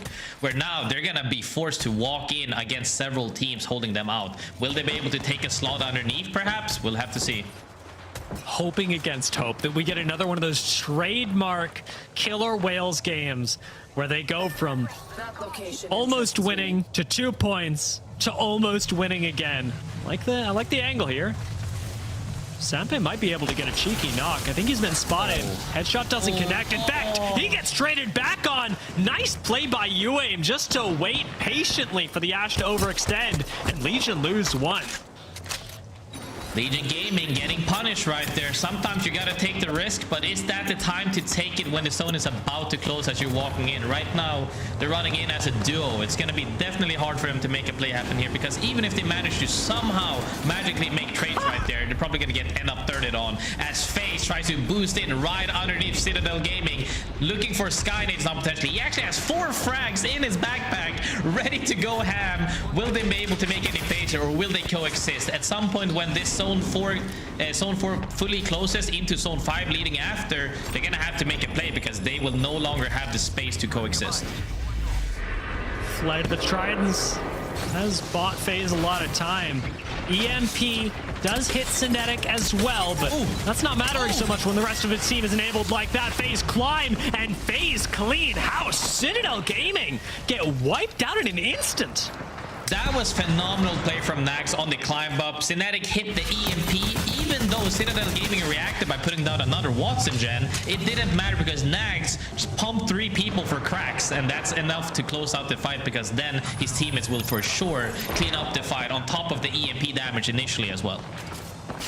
ex-MOUZ, we pointed out the Devotion, we pointed out the Revenant earlier, a terrifying combination. We could see this Revenant really get rolling with 1 ult and a Devotion to clean up the lobby. Things are getting real tight in this zone, however, and you've got almost no place to play. Even as FaZe, who just managed to win the fight, they're now staring down the barrel of 07. Really have only them to contend with. Killer Whales nearby, Roadhouse sitting in the building right ahead of FaZe. But really at this point, we're playing the rocks, and I like how Zayn is positioned right now, getting an early spot for his team to play, and as long as you've got a Bangalore smoke up at the same time as the ring closes, the rest of your team can join you. Take Flyte, fighting up against ZiPLina Mafia. We talked about the Devo earlier, and it's going to end up making a pretty big difference. Killer Whales, however, the timing on the third party is just right. The swing, however, is not. Victor's going to have to come in around the back, up against the Devotion. Revenant, can Victor do it with the Spitfire? It's unorthodox gun versus unorthodox gun. The Kraber whiffs. ex-MOUZ has the Revolt up, and it is a slaughter, a massacre on the inside of multiple teams. ex-MOUZ having to get out. Again, Devo Revenant survives. No one else from ZiPLina Mafia does. Mistake after mistake. We see that slow peek around the corner gets him killed across the map, to then reload, opting for the Kraber instead of the reload on the potentially the Spitfire. Very questionable, but you know, at the end of the day, if he hits that shot, everybody would say it was worth it. But I'm one of those that say don't take a chance, just make sure you get the wipe. They couldn't close it out, but now cybercats as well, down to 1 man standing, seeing if he can perhaps get some more points on the board. 5 squads, 2 solos. Adam's gonna go down. Branches maybe joining him.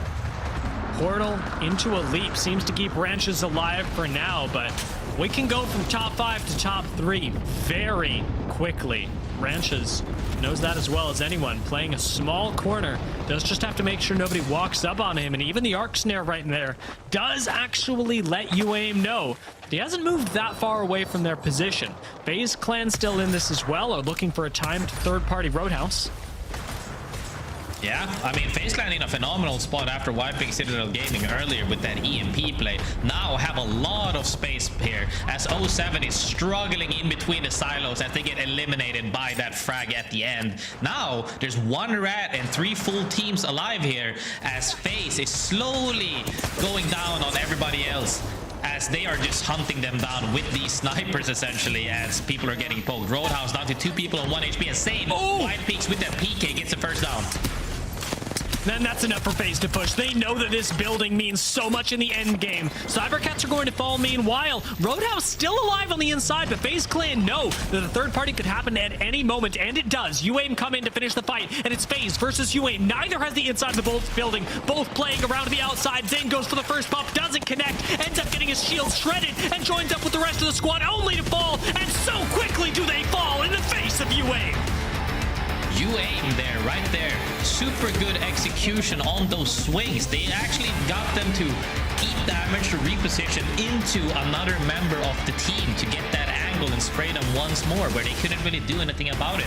Nice cleanup there from Sanya and the boys. I think that even though they went down second place, they're more than happy with that game because they had to go through a lot of tribulations to make it even to top 3 scenario. However, we gotta say, ratting to that positioning as well, not bad at all, Cybercats. Yeah, the Cybercats actually, especially given their performance that had already kept them top 4 moving into this game. Now we're going to be very, very comfortable. Moving into the match results is going to tell us a lot, though, because top 4 gets Cybercats 7 points. With UAIM and the amount of kills they have, very much mirroring Citadel from last game, gets them a 25-point game. FaZe, 12 kills and second place. Really well played from them as well, especially on the timing to take out Roadhouse. I know that last fight, FaZe and UAIM, was really tough, and we'll take a look at some of the stats from these two teams as they did have to face up against each other. While FaZe ended up coming out on the, I'd say, wrong end of that, I think that the timing to push Roadhouse and to back off was absolutely timed very well. They didn't overcommit for second place. They played for the win, and UAIM in that final 3v3 just ended up playing a little bit better. Yeah, I mean, that's just how it goes. When you play for the win, other teams are also playing for it, and UAIM took that game off of them with phenomenal execution on that fight alone. Because sometimes, you know, sometimes you got a triple swing, sometimes you got to make that split like into a pinch play, and it just worked out perfectly for them. I think, though, like you said before, they're more than happy with those games alone, FaZe as well as UAIM. Overall leaderboard, though, as we can see, kind of even on the top side of things, but once you break into the top 10, it's really, really close from the bottom 10 of the leaderboard. It's still anybody's game on that side of the leaderboard. It is a very, very tense leaderboard that we've got in Glitter. Game 3. I wish that it would just give us a breakaway, but it really didn't. It introduced a new player now with UAIM taking top slot. No, and you guys had kind of touched on that a little bit when, you know, we have these lobbies where, especially early on in the season, we're not having the juggernauts like the alliances point sponging so many points at the top of the leaderboard. It really opens up the field and the opportunity and which teams are going to be the ones that are stepping up and seizing that opportunity to get some points on the board. And we are getting different teams winning each time. But even in that last match, you saw the UAIM with 13 kills in the win, 12 for second place in FaZe, but then 12 on ZiPLina Mafia as well in 6th place. I mean, these teams are showing up and getting aggressive when they need to, and it's making for a really spicy in the sense of just how equal the standings are first half of our match day. I mean, I think it's been really, really good so far.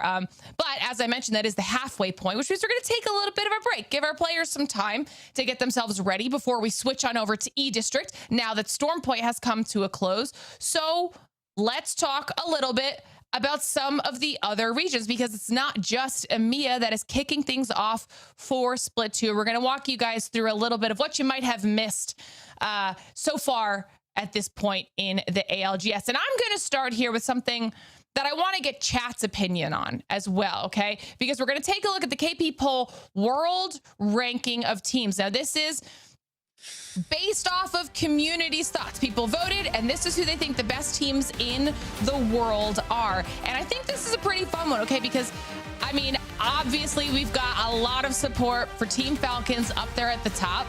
We have Alliance up there in 3rd. We've got Rock in 2nd. But we see a big surprise, or at least a little bit of a surprise for me. We've got VK Gaming a little bit farther down the list, coming fresh off of a win, Dia.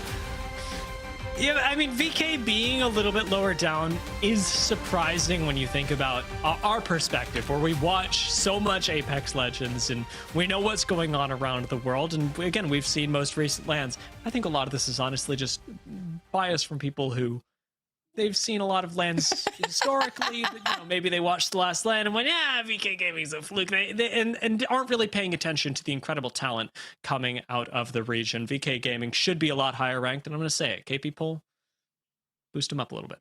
Well, chat, let us know your thoughts as well then. Who do you think the best teams in the world are? Type your favorites, or genuinely, if you've got some analysis, type in chat, let us know your thoughts. But you mentioned other regions, Dia, so let's start talking about them. Give me a little bit of an update for APAC North.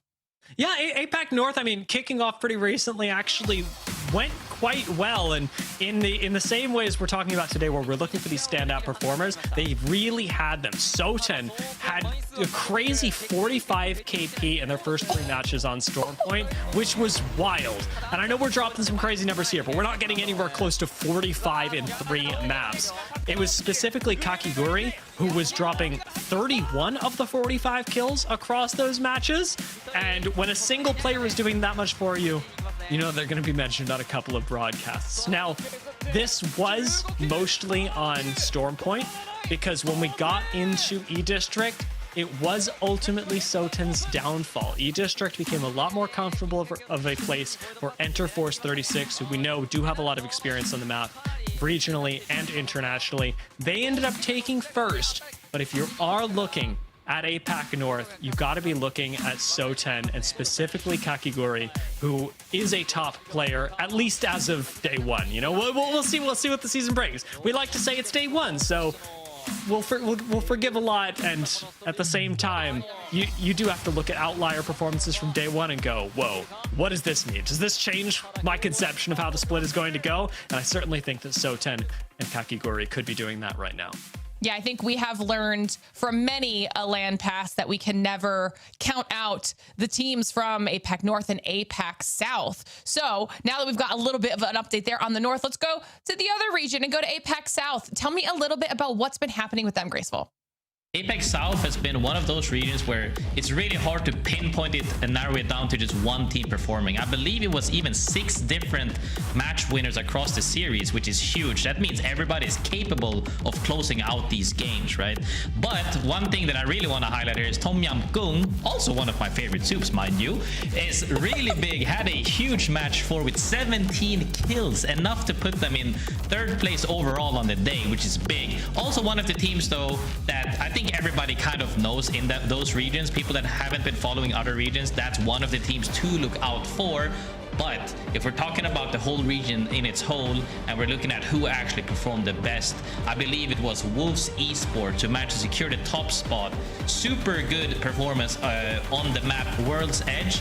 But is that due to being comfortable on the map itself, or is that because they're just that good of placing really well? I believe they got 3rd, 1st, and 2nd place across 3 matches, and they got super consistency, which is mainly what I've been looking for in all of these teams. I believe, though, that when you have that consistency across not only one specific map, but several games in several different zones, that's really when you're considered, in my eyes, considered a top team, because that's what you need.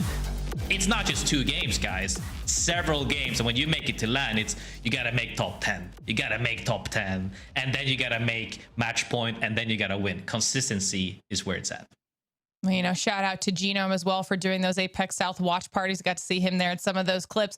It's a very exciting region, and I'm glad that we're able to update all of you at home on what you might have missed. I know it's very early on in the split, but all of our regions have such good gameplay, and you will eventually see those teams at LAN, at Champs. So being up to date on everything is always very helpful. But let's continue talking about things, okay? Because I mentioned it at the beginning of the show, and we'll keep reminding you guys, because recently Apex added a few more social media sites to their repertoire, right? We just launched the TikTok and the Instagram, and I mentioned that it's not just ALGS content, but it's fun Apex Legends content across the board. Well, if you want to see exactly what I'm talking about and the type of content you will be in for if you follow those social medias, we put something together just for you guys at home. So let's take a look.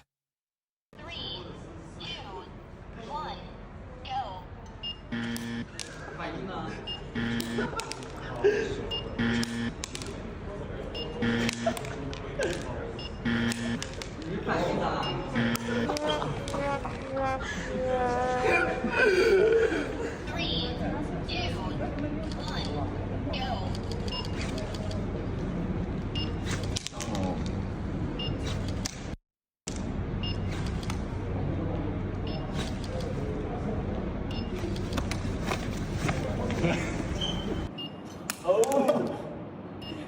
Bro, this is hard. Then we can edit it so it'll take a long time. Finally get the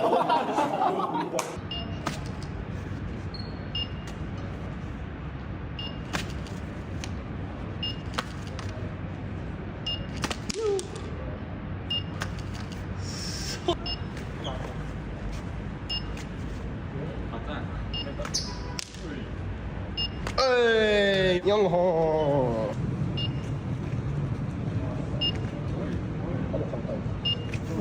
Oh.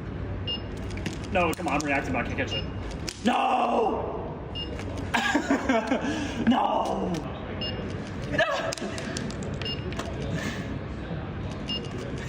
Bro, that's so... Ooh. Okay.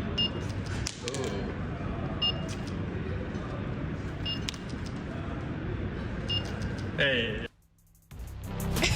Suffice to say, I think some of our players need to work on their reaction times just a little bit, but that type of content, that fun type of content and more is what you'll be finding on all of our social media. So make sure you're following specifically on the new ones, TikTok and Instagram, so you can stay up to date on everything we've got going on. And if you needed a little bit more of an incentive to follow us on social media, well, we're also doing an Apex Coins giveaway, okay? All you have to do is follow us on our new Instagram or TikTok and comment. You can do hashtag ALGS giveaway in the comments. Make sure you're following for your chance to win the Apex Coins. And more exclusive giveaways on those platforms will be coming up around the corner, so it's worth the follow, okay? You could get some stuff just for joining. I mean, I heard your comments. I heard your comments there, Graceful, so we're going to talk about them a little bit. For now, we're going to let Dia go take a break, relax, as Graceful and I get ready to head into match number 4. But I heard you, Graceful. Roller player on some of those reaction times?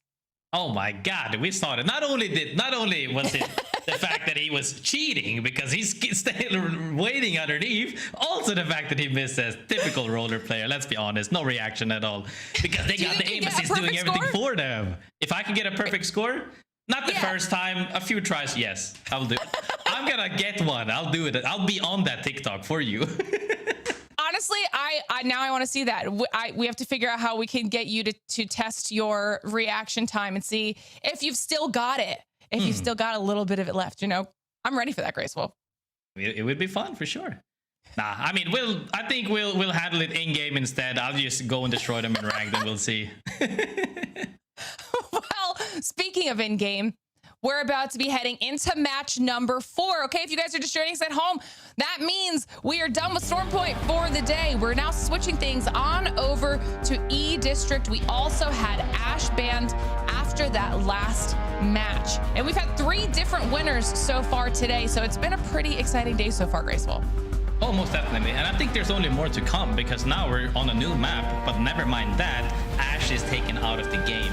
I think that when you have characters that are so influential, so impactful into the games, the likes of Caustic denying and taking space, the likes of Alter immediately just running into your building, and now we also, I think Ash is also one of the most impactful characters on the front line with these off angles that we saw cybercats take, Ranches specifically jumping from Narnia, immediately putting in 300 damage. Like, now that those are taken out of the games, the game pace might slow down a little bit, which will be interesting to see, as this is one of the maps where you actually allow the most time to decide your strategic approach. Yeah, I think we're also going to see a massive uptick in Wraith as well now that Ash is no longer in the conversation, trying to, you know, use that portal ability. on Wraith to replace Ashes, if we get to jump straight on in with UAIM. And one of the other things that you guys had spoken about when we started our matches was the fact that Alliance was able to get first pick in here on E District because they know no one's going to try to contest them at Trident when it comes to Stormpoint. And we've also pointed out that they've started a little bit of a slower start. So is this the opportunity for Alliance to get back into the game? Yeah, I think if anything, this is where they have the most room to play the game the way they want to, because on Stormpoint specifically, everybody's gonna be on the same macro essentially. This one is still, people, like, even though we've been playing it for quite a bit now, it's still getting figured out in many ways, and people's macros and are ever changing with all the patches and balancing things happening as well to the game. I think that they should have the room to play their most identical playstyle compared to Stormpoint. So they should be looking to at least play better, if not to their usual form, hopefully. Well, we're getting a look here at the ring and what our teams are going to be looking towards movement-wise. You've got SPS in Street Market specifically, so they're going to be very comfortable with a little bit of information at their disposal as well. So they'll be able to start to kind of set up for themselves and try to see if they can use their Sparrow as well for the additional info. Yeah, most definitely. I think that people are very happy with seeing the zone going southwest of the zone as well. I think this is one of those ish playable ones. There are plenty of chokes to choose to, but I feel like you collapse quite often on the north side specifically, because that's where people tend to try to gatekeep people, and then so many teams hop into each other. But we'll see how that plays out, as Empire right now just scouting for info, getting some harvesters as well, making sure they level up their armors as they're chasing down. I believe we saw ONIC TP. You got those pings coming through. I mean, they definitely know that they've got ONIC in front of them, as they're just trying to be aware, getting their shields ready to go, and also grabbing that information before they finish rotating out. ONIC looked like they just kind of fully ran away. Don't want to have to engage a little bit too early, as we get to see ZiPLina Mafia, another team who had a surprisingly good performance. I mean, I feel like we're seeing what EMEA has managed to change since the midseason playoffs, and a lot of these teams are looking pretty solid. We've been very impressed by Citadel, who's the other team that's in the area as ZiPLina Mafia right now. And I'm like, I know it's early, but I'm liking what I'm seeing out of the region. Yeah, definitely. I think that a lot of these players are comfortable in the meta right now, maybe. But like I said as well before, the people being versatile with legend picks, like, we're still seeing Rev. We saw Rev the last game. We're still seeing Rev. Like, are they onto something new, or are they just a little bit freaky? I don't know which one it is, but I like what I'm seeing. Now, will we see more devotion as well? We'll have to see, because I still think that fight in that building in Jurassic was honestly up to luck, the fact that they closed it out because one of them got knocked around the corner. But now is the time to prove us wrong. Rev might be the jab. Listen, if they can make it viable and it's working for them, and since no one else is using it, they don't have to worry about legend bans, whatever works for you, you know? This could be the play, as we get to also take a look at Roadhouse right now, a team that we talked about at the top of the show here today, getting themselves set up and trying to scout for a little bit of surrounding team information. They do have NOM in the general area, SJB2 also across the way, so they do have some squads surrounding them, but obviously very early on, they might not have to worry about it too much yet. Yeah, I think people are still feeling kind of safe. Like, it's still 20 teams alive. Nobody's really been fighting. Like, you might have been trying to catch people off guard on their macro. ONIC managed to get out from before as well. There's no real threat as of yet. People are still gathering resources and making sure they get the equipment that they want and the loadout that they want. And now we're starting to see the next zone closing, where people get additional information of where it's going. That's probably when we're gonna see people more contest for specific spots, because as of right now, there's so many playable spots in the area, and they don't really know where it's ending completely. Once they figure that out, though, people will start showing their teeth at each other. Yeah, ONIC evacing in towards Street Market, looking for a slightly more central location as opposed to being on the eastern outskirts, and they're going to find themselves landing straight in the middle of quite a few other teams, so it could be a little bit scary here. Able to at least land in a safer spot for now, but they do have SPS, SJP2, FaZe Clan, NOM, all in the vicinity, and they just need to be, you know, keeping their eyes peeled. trying to get in deeper. Like the most important part is that they tried to get deeper. They couldn't because, you know, of the Flyte. How far can we reach with the Flyte? Wuxi almost, well, he didn't get knocked down, but he could have made a huge mistake there. Managed to fly back and making sure that, hey, let's just wait here for now. Let's see these last couple of seconds, and then we'll make the next move potentially. As FUL right here, Kuro gets hit a little bit, but still kind of safe, like I said. People are not really inting each other just yet because they're just waiting for the next zone reveal.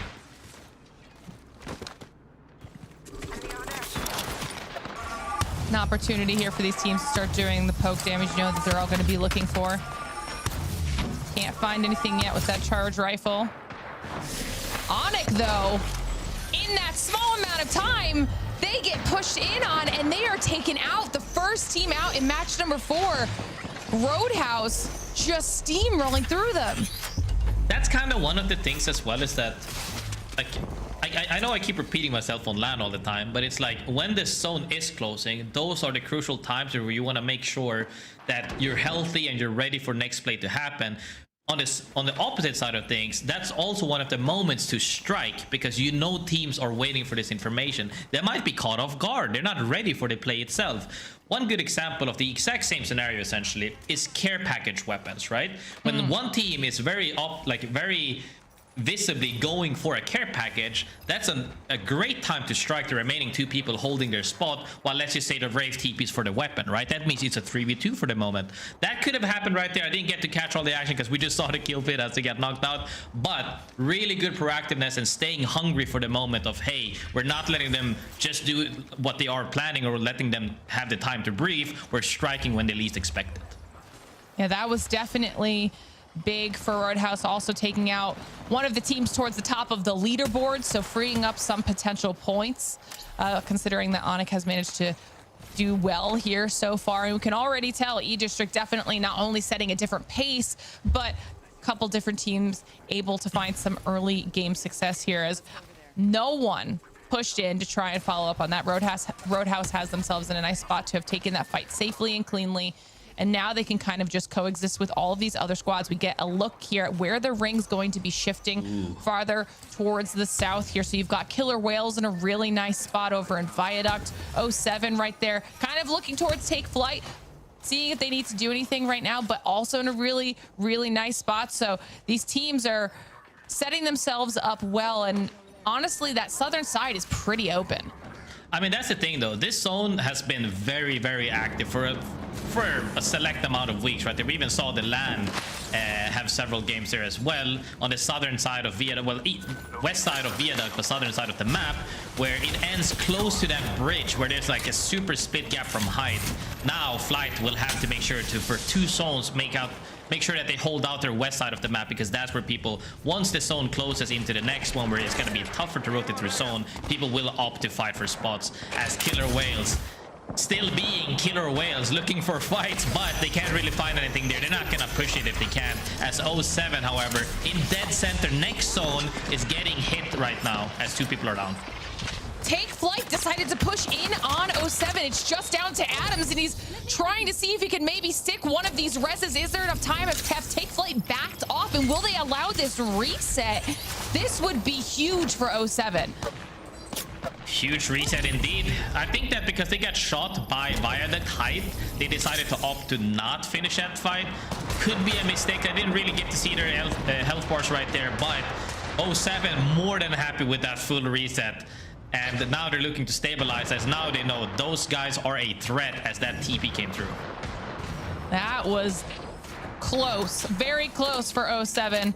Killer Whales still holding that space of Viaduct, but they've shifted over just a bit as FUL have rotated in right at the end from the southern side, so they're able to scooch in and grab some real estate for themselves as well, pretty much uncontested, while Killer Whales also have some space that they can work with. They're now going to be looking towards those teams on the eastern side who are safe for only a short while longer, as this next ring will be showing itself. And that eastern side is about to get a little bit chaotic as the next ring has popped.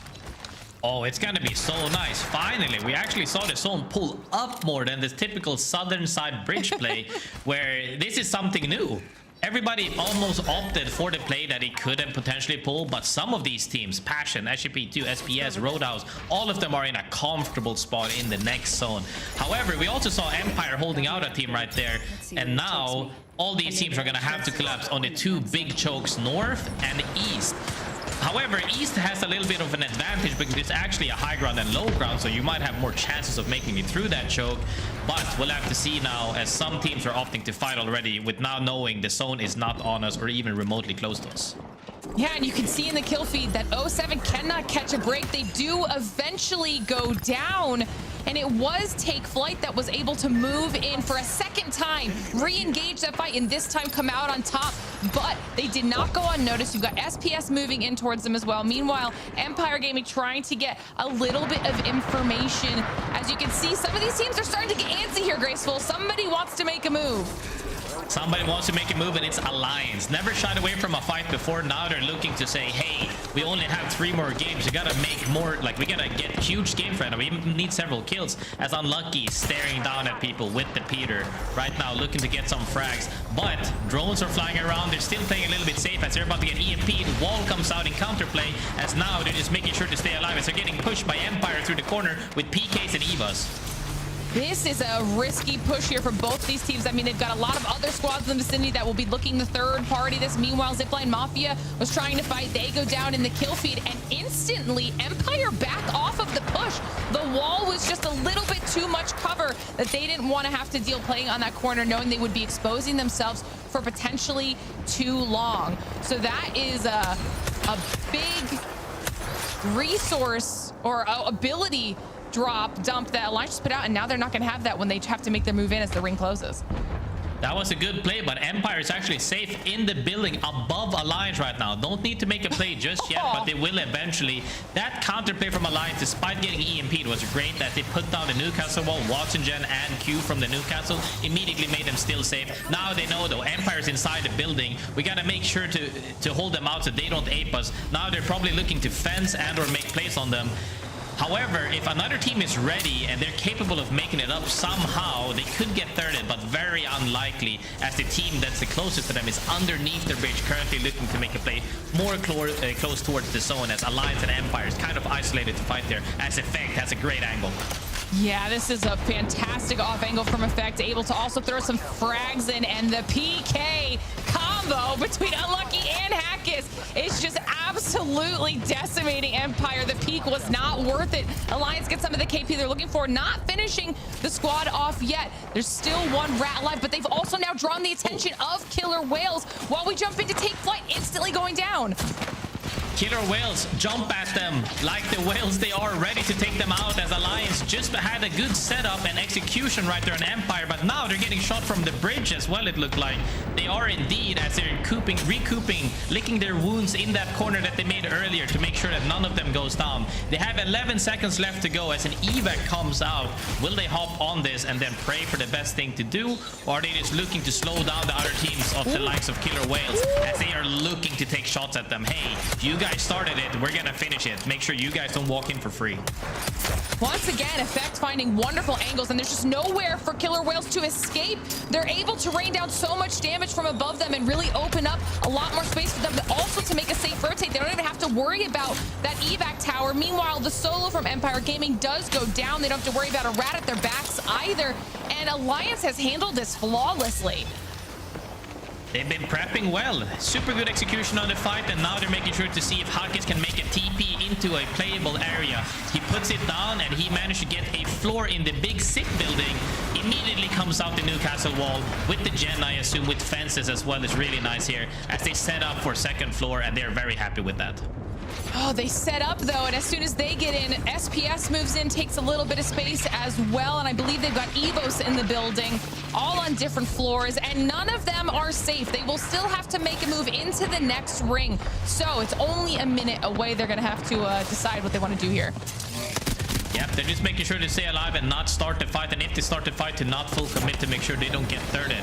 Speaking of thirded right now, though, UAIM is looking to take out as well as Bongo is getting chunked down. Zeus got down, knocked earlier. Here we see Artico with the Eva, gets that cleanup as Killer Whales get eliminated from that rough spot coming in from underneath the bridge. They now ran into UAIM as they got locked down.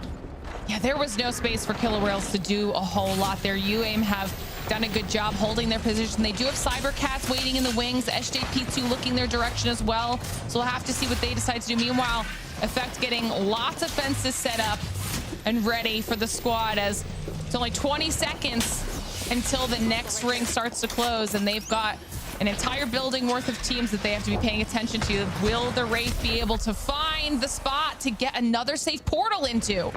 He just took their bottom floor, I believe, as Hakis TPs into the next building where they're actually in the next zone. Now they get to gatekeep. New wall comes out here. Haven't seen the gen just yet, or have we seen it right there? I think close to the door. Nice fences right there as they set up for the next zone closing. Now everybody in that big SIP building are going to be gatekept by 2 teams on top, and even below was also a team in the building. Yeah, I think Alliance just gave themselves a little bit of breathing room. Meanwhile, you can see Citadel Gaming here trying to fight up against FaZe. And there is a lot happening here. The wall does go down, creates a little bit of space. Zuni trying to see if he can maybe move up, find a little bit of damage to be dealt here. Unable to find it, but the damage finds him. Will he be able to survive as the ring collapses? Very low health bars across the way, and Zuni's able to clean them up. Nice play from Suna right there. That phase was a little bit scary, but he managed to make it happen. 2 of his teammates goes down, but he got a couple of KP as he also cleans up one more fight. He sees 2 or 3 people right in front of him. He's making sure to take time to decide where to go, but too much time got taken as there was nowhere to go. He got locked down by Blast and Lufka right there, shooting them out coming in from the zone, as Alliance right now fighting as well above them. EVOS fighting below them as they get erased by 0-0 with RE45. And EVOS were in a tough spot. They were one of those teams that had to move out of the building. That Alliance was in. They couldn't find a safe way to do it. They go down. Passion is still alive, a team that was fighting them. We've got UAIM up in that northern side, now having owned that space of the ring. So that's going to be great for them. Roadhouse, Nam, and Endorse are all in a general vicinity, though, looking towards each other. It could be an opportunity for UAIM to third-party them. Yeah, UAIM waiting patiently right here. Not overextending, because they still have probably about 40% of the zone to play actually with their setup there, and they also have the next bridge. They just need to make sure that they don't get inted for their spot, and they should be able to hold out the remaining teams needing to fight each other to make it out of that building. As Roadhouse on the low ground, we saw earlier before, they held out a team. Now they get engaged on by Shex and Ekio as they take out 2 of them. Comes down to Aku getting an armor swap 1v2. Will he be able to close it out as he faces for his life right now? Hopefully making it out into a building, but he's gonna get taken out.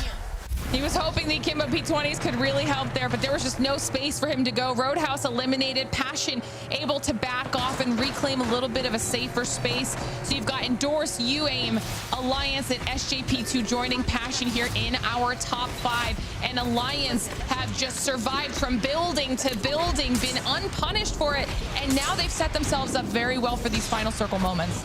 They're even in longer than UAIM on the outside, it looks like. They're gonna have to fight the team above them that has to drop, but they will actually have the leeway of needing to wait for them to drop. They don't have to be the first ones to move. They can actually just wall outside, put the gen behind, make sure that the other teams above them have to make the play. But we saw an EP come out there from UAIM. He went down though, no more EP in play, I believe, as now it comes down to raw gunfire and abilities here from Alliance and the team above them. Denzi right there made a TP play. Now they're gonna see if they're gonna have to drop or take the TP, as Unlucky is just holding it down. This is a massive opportunity for Alliance, though, because UAIM dropped down onto Passion and Endorse. So Alliance, like you said, only has to focus on SJP2. If they're able to win this fight, then they will own the high ground real estate, and the PK is putting in work for Alliance right now. They're able to get 2 of those knocks. UAIM down below is eliminated, and Alliance owns the high ground. They can wait this out to get the win. Huge play from Hakis. They're taking the off angle right there. They actually won the fight for absolute height against UAIM, and also SGP2 now as they're closing down. Effect running at Phoenix. Comes down to PK5 versus Missy, and he takes it home. Alliance, the form that we've been waiting for. This map is one of the maps that allows you to play the way that you want to. Alliance takes full advantage of that. Not only did they set up a fight properly once on the bridge before, we saw that execution, Effect on the side angle, Hakis and Unlucky having crossfire there, immediately killing Empire Gaming right there. It took out 2 immediately with the PKs. Right there, they fought for height and they won because UAIM was actually out a little bit before Alliance. Phenomenal gameplay. However, I would like to say we've kind of been expecting it. Well, that was even more conservative from Alliance than what we've seen from them in the past. 11 KP at the end of it all, but all because they didn't force any engagements. They weren't running and deathballing anyone. They were waiting for the fights to come to them and then outplaying anybody who tried to challenge them. That was a very methodical Alliance, not a flashy Alliance, but a very well played Alliance. And like you said, not surprising that they're able to get a win, but 23 points will be big for them in these series standings so far, as we get to see some stats for our top 3. And I'm not really surprised with the damage numbers that we're seeing here, Graceful. No, most definitely. If anything, Feuda on Endorse stands out a little bit with 2.3k. But I would like to say, though, Alliance very evenly spread is because all of them are in the fight. They're all putting in numbers, small or big. They take down the enemies together, and that's really how they close out these fights, with proper execution. Set up and execution. However, Wraith now banned. Hakis can no longer take these super side angles and phase out for safety. Can they keep up that form or not? Overall leaderboards looking super solid now as more teams are moving up the ladder. However, bottom 10 still up in the air because we've seen teams drop more than 12, 13 kills, you know. But speaking of kills in general, everybody needs a little break. We need a little break. Players need a little break to fuel up for the next couple of games. So we're gonna take a short break and be right back with you.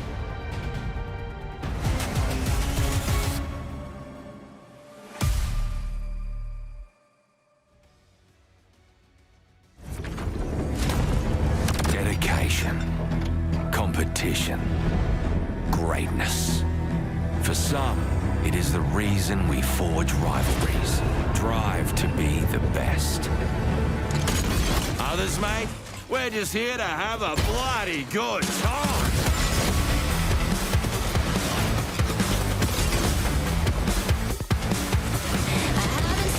Oh, yeah!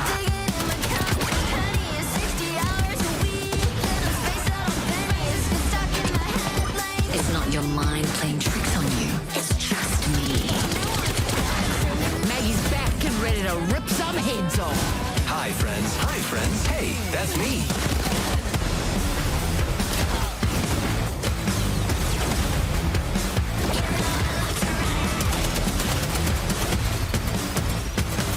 A new game that brings together matchsticks and gunpowder in bloody matrimony.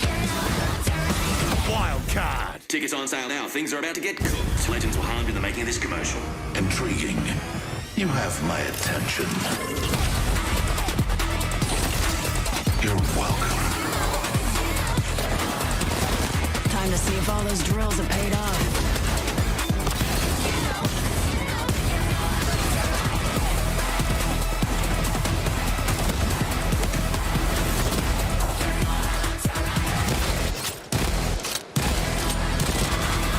Triple kill. I'd say congrats 3 times, but we're still in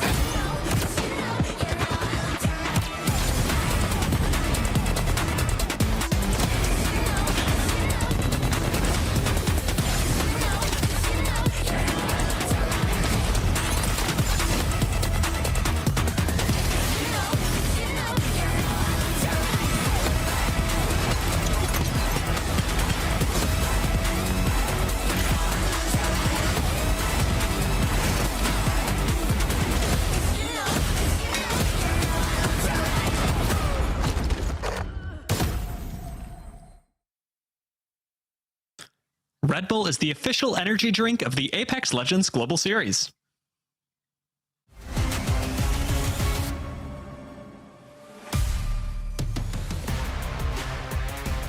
Welcome back, everyone. I hope you grabbed yourself a Red Bull to have enough energy for the next 2 games, the final 2 games here in EMEA.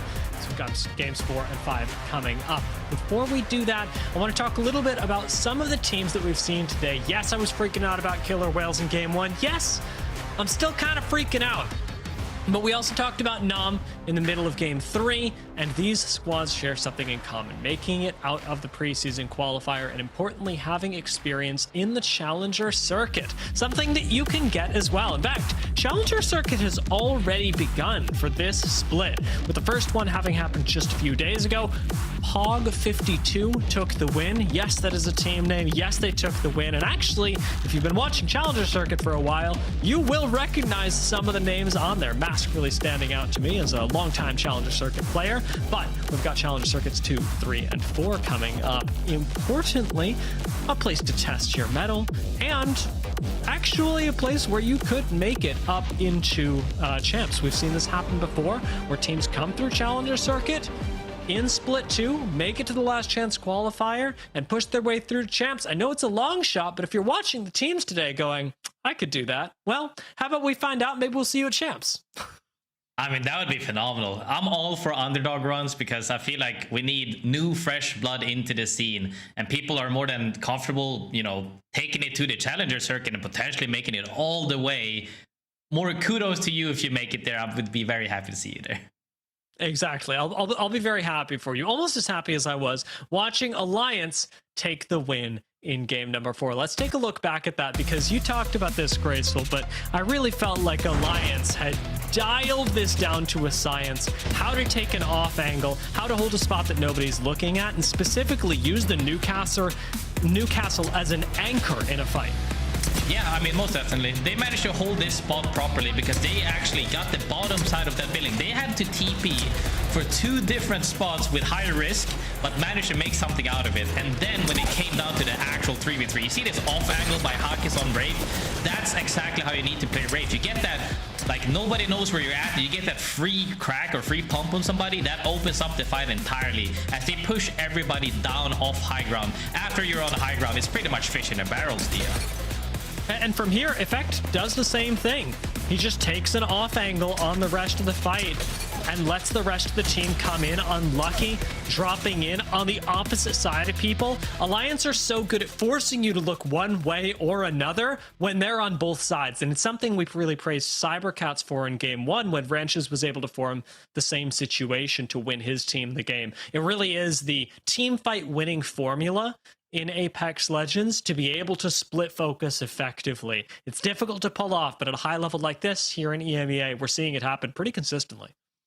Yeah, and I mean, that's the most important part as well, is that you need to be willing, like all of them are willing to get knocked for the win of the fight. Because a lot of the time, when you're scared of going down, you actually extend the fight by a large margin. Like, nobody wants to go down. That means they're playing a little bit scared. They're not full committing. So if you don't full commit, the fight might take 15 seconds longer. But if one of you is willing to take the aggro for the moment and both of you crack one or maybe 2, both your teammates gets to free shoot at them just because they're not even looking at them, they close the fight in 5 seconds instead. That rest timer is barely even there, especially now with the support passive in general as well. You actually get more time to do stuff after you close the fight faster, and that's how you make this happen. Nice, phenomenal setup from Alliance across the board. Not only that last fight, but that's especially that fight under bridge. I wish everybody who's watching at home right now, rewatch that footage on the fight under bridge. 3-way split, perfect crossfire with PKs. That's top notch, and that's exactly what people should be copying this type of gameplay. Yeah, this is one of the most exciting things in Apex, is watching teams solve this, try and recreate it, and try and counter it in real time. But some of the other stuff you can watch in real time is the stuff that we're posting that is a little bit behind the scenes, that lets you get to know the players that are performing for you live right now in a little bit of a different light. So let's take a look at some of the content that we're posting on our socials that lets you get to know our players a little bit better. Who is your Mount Rushmore of Apex Legends? How, Dizzy, Wig, Aisu. Who are your Mount Rushmore of Apex Legends? Hal, Aisu, probably put Dizzy up there. I'd say Nice Wig. Who is your Mount Rushmore of Apex Legends? Okay, so me for sure, Aisu, Wig, and I gotta say Reps. What's the piece of paper you have on your keyboard when you're playing? やったかもな。今持ってないんですけど、あれはファンの方からいただいたクレイジーラクーンのセリー選手3、まあ今は3なんですけどのなんかスリーブみたいなのをもらって、自分が大ファンなので昔からなのでなんかお守りに置いてました。SMG. SMG. SMG. SMGs. SMGs. SMG. Assault rifle です。 Probably assault rifles. SMGs. アサルトライフル。 100% SMG. アサルトライフル。 SMG. アサルト拾えない。 SMG. SMG. SMGs. アサルトライフル。アサルトライフル。 Assault rifle. Definitely an SMG. It's so much more fun. SMGs. アサルトライフルを一生拾えない。 SMG. SMGs. I'd go SMGs. SMGs. SMG. 冲锋枪。 Oh, SMGs by far. AR. SMG. ARs. SMG. SMG for sure. SMG. 冲锋枪。 SMG for sure. SMG ですね。 Assault rifles. アサルトライフルですね。 Assault rifle. SMGs. Has to be assault rifle. アサルトライフル選びます。 SMGs. 冲锋枪。 SMGs. SMGs all day. SMGs. SMG. ARs. SMG. ARs.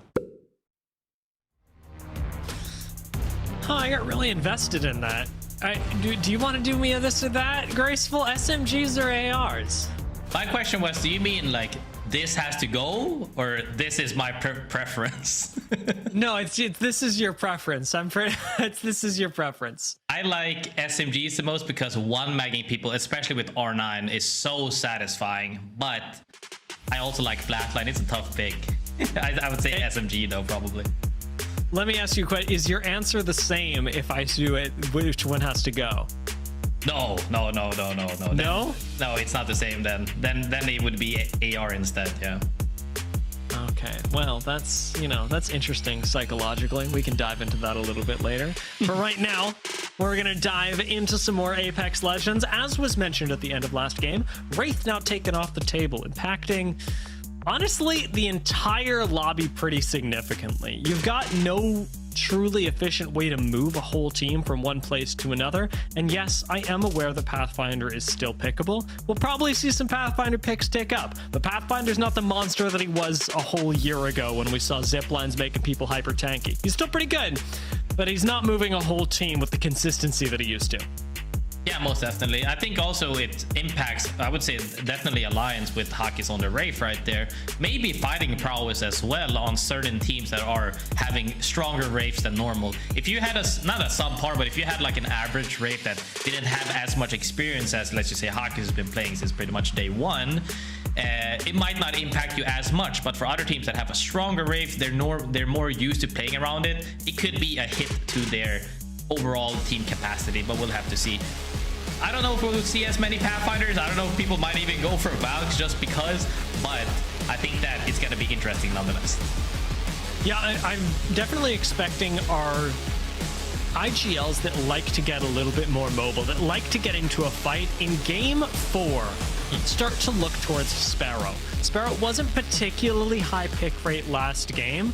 We even saw Newcastle being picked up, but again, that was only 3 of them. Really, we were focusing on Watson as the second highest pick rate, and there's a very good chance that in game number 4, we see Watson taken out as more and more teams seem to be defaulting to this legend. Right now, Alliance have in fact let Hakis have the Sparrow, and I've gone with the Catalyst, that end game legend for game number 4. I do love me some Catalyst gameplay because that wall just makes everything so interesting. It kind of like, it makes a, how should I say, a fight that you assume is going to go one way completely open-ended to where it could go either way, because that wall comes out, immediately people are fighting for which side of the wall do I have to play for. The Catalyst player, if they have a great wall, they're pretty much secure longer time to make that decision to start the fight on the other side of the wall to make things happen. However, though, the we talked a little bit about NA scrims before in other regions, perhaps. We're not seeing any ramp Newcastle combos here. It's very interesting to see, as a lot of people tend to shy away from that here in EMEA. I think it's definitely fun to see different regions have certain favorites, so to say. And we did mention Pathfinder pick rate definitely ticking up. We've got 8 Pathfinders in the game. We do have 11 Watsons, though, and that is enough to push Watson into the legend that will be banned coming out of this game. It's Crypto and Bangalore right behind at 10 picks each, basically splitting the lobby in half there, with some of them even being on the same team, but Watson going to be taken out this time around, so you better make good use of her while you still got her.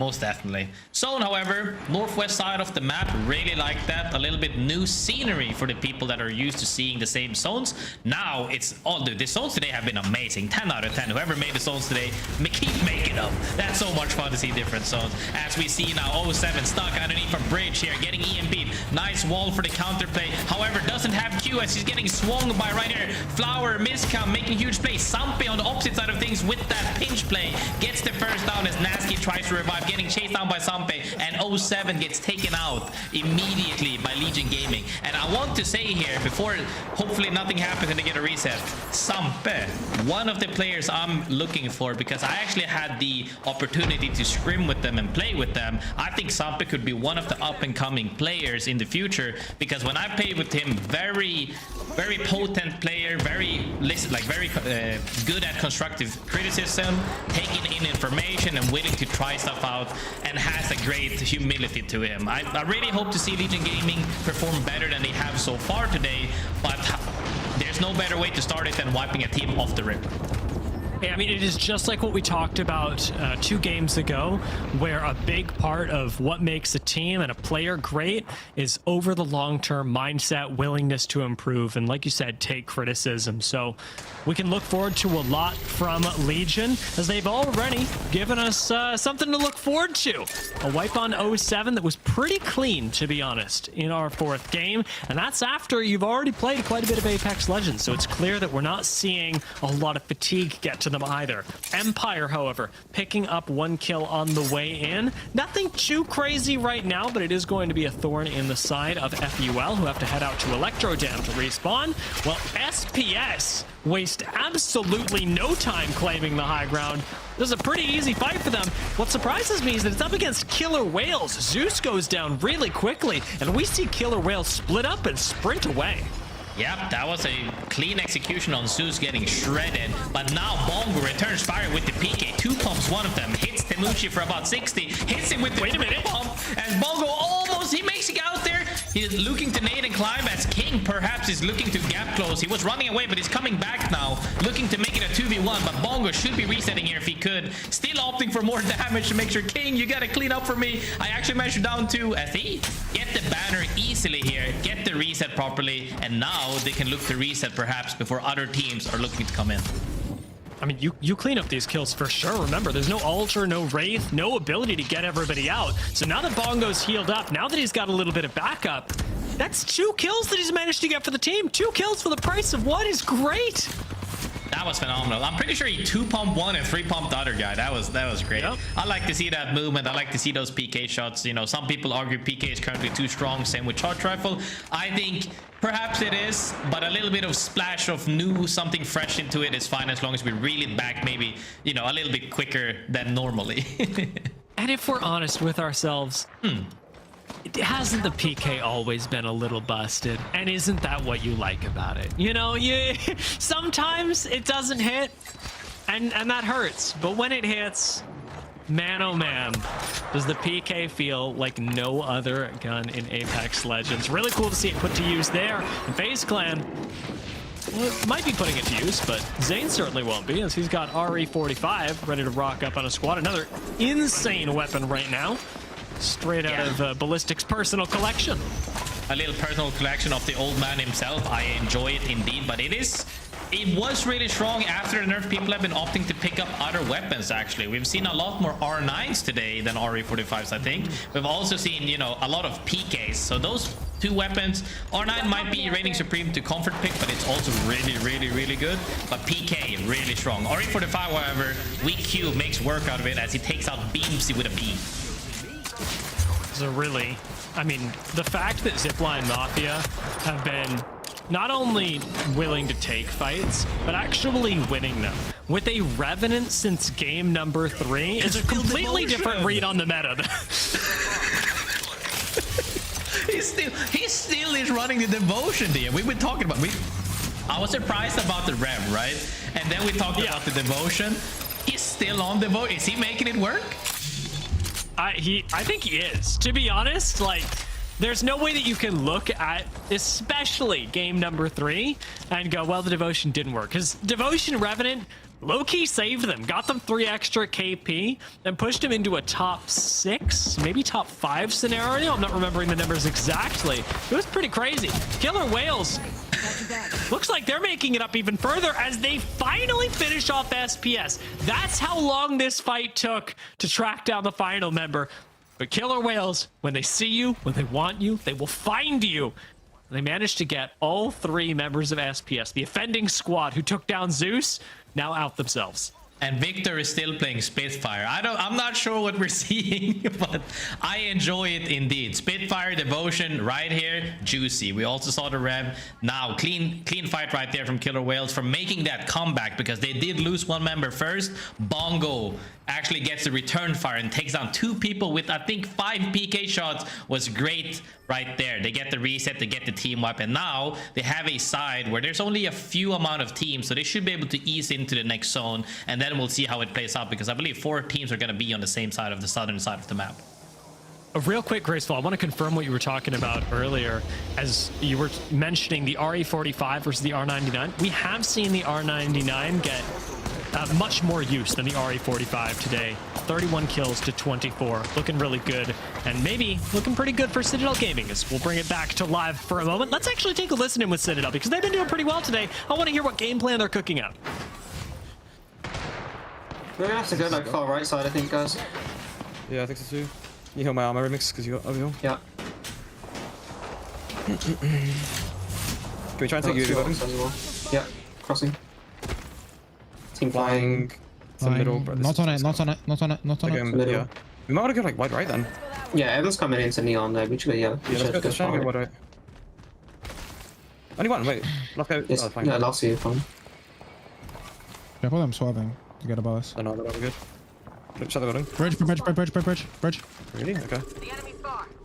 Bro, they're holding that. They're just holding it, okay. Take my last, bro. God. This is insane. Holy shit, let's take. Yeah, let's bro, take this teams everywhere. We should play small for a bit. Yeah, rotate. Just AFK. Blue back, This is insane, bro. Citadel just working on their rotate, and it is worth noting that the Killer Whales flew in directly over them during this time. So Citadel have FUL coming in behind them, and like you heard them mention, they just need to play small for a little while because Killer Whales are absolutely the kind of squad that will third party. Just keeping everybody from looking directly at them. Should be enough for now. FUL hoping to take the jump tower, maybe get them over to the area where Citadel currently are. But it is all south side of the zone, and it is still far from the next rank. Citadel, Killer Whales, FUL, they've all got a long ways to go. And FUL actually start rotating up. You see the ping in the upper left-hand corner that Citadel have laid down? That's exactly where the Mythic Crate is, and Empire are the ones with first access to it. Yeah, I mean, they didn't sound too happy about it in the comms. However, playing it slow is exactly the right move. If some teams move early, you'll be able to get that rotate in as you would like it. However, Bongo actually flew back. Is that because they're looking to pick a fight with them, knowing that they're probably on this side alone with them, not knowing that EVOS is perhaps holding them out? Or are they just making sure to replenish before they go again, which they are indeed, making sure that, hey, we need to be healthy as we're flying in, because next zone is gonna be messy, because now the zone pulls more towards the boardwalk, and that side of the zone, especially towards the compounds on the upper end, there's not going to be that much play. But I think this might be one of the zones where it's actually hard to play, because the collapsing on that side is crazy. There's like not that many several layers as in other sides of the map. And now that Citadel have a little bit more space to work with, they've been left alone. And that's going to be honestly pretty good for them, especially because their game plan had to be compressed just moments ago until they were given room to rotate by other squads. FUL going to be moving by them, and Alliance, meanwhile, far north of the zone, no neighbors to speak of. Very much unlike EVOS, who have neighbors, I'd say a little too close, a little too in their personal space. They go down, and it's Legion that got the kills. Legion got a good start from, like we talked about at the beginning. They had a few rough games in the start, but now they're starting to wake up. Did they wake up in time or not, Thea? I don't know, but this is great nonetheless, as they have a slot in the next zone, a spot in the next zone, looking to keep out the team that was on this bridge that might potentially be playing underneath them. They should be executing a fight right here. However, they need also to be ready that they could potentially get thirded through the choke. But if you're committing, you gotta commit fast, because the longer the fight takes, the higher probability of you getting thirded is. But they're right now looking down on the team.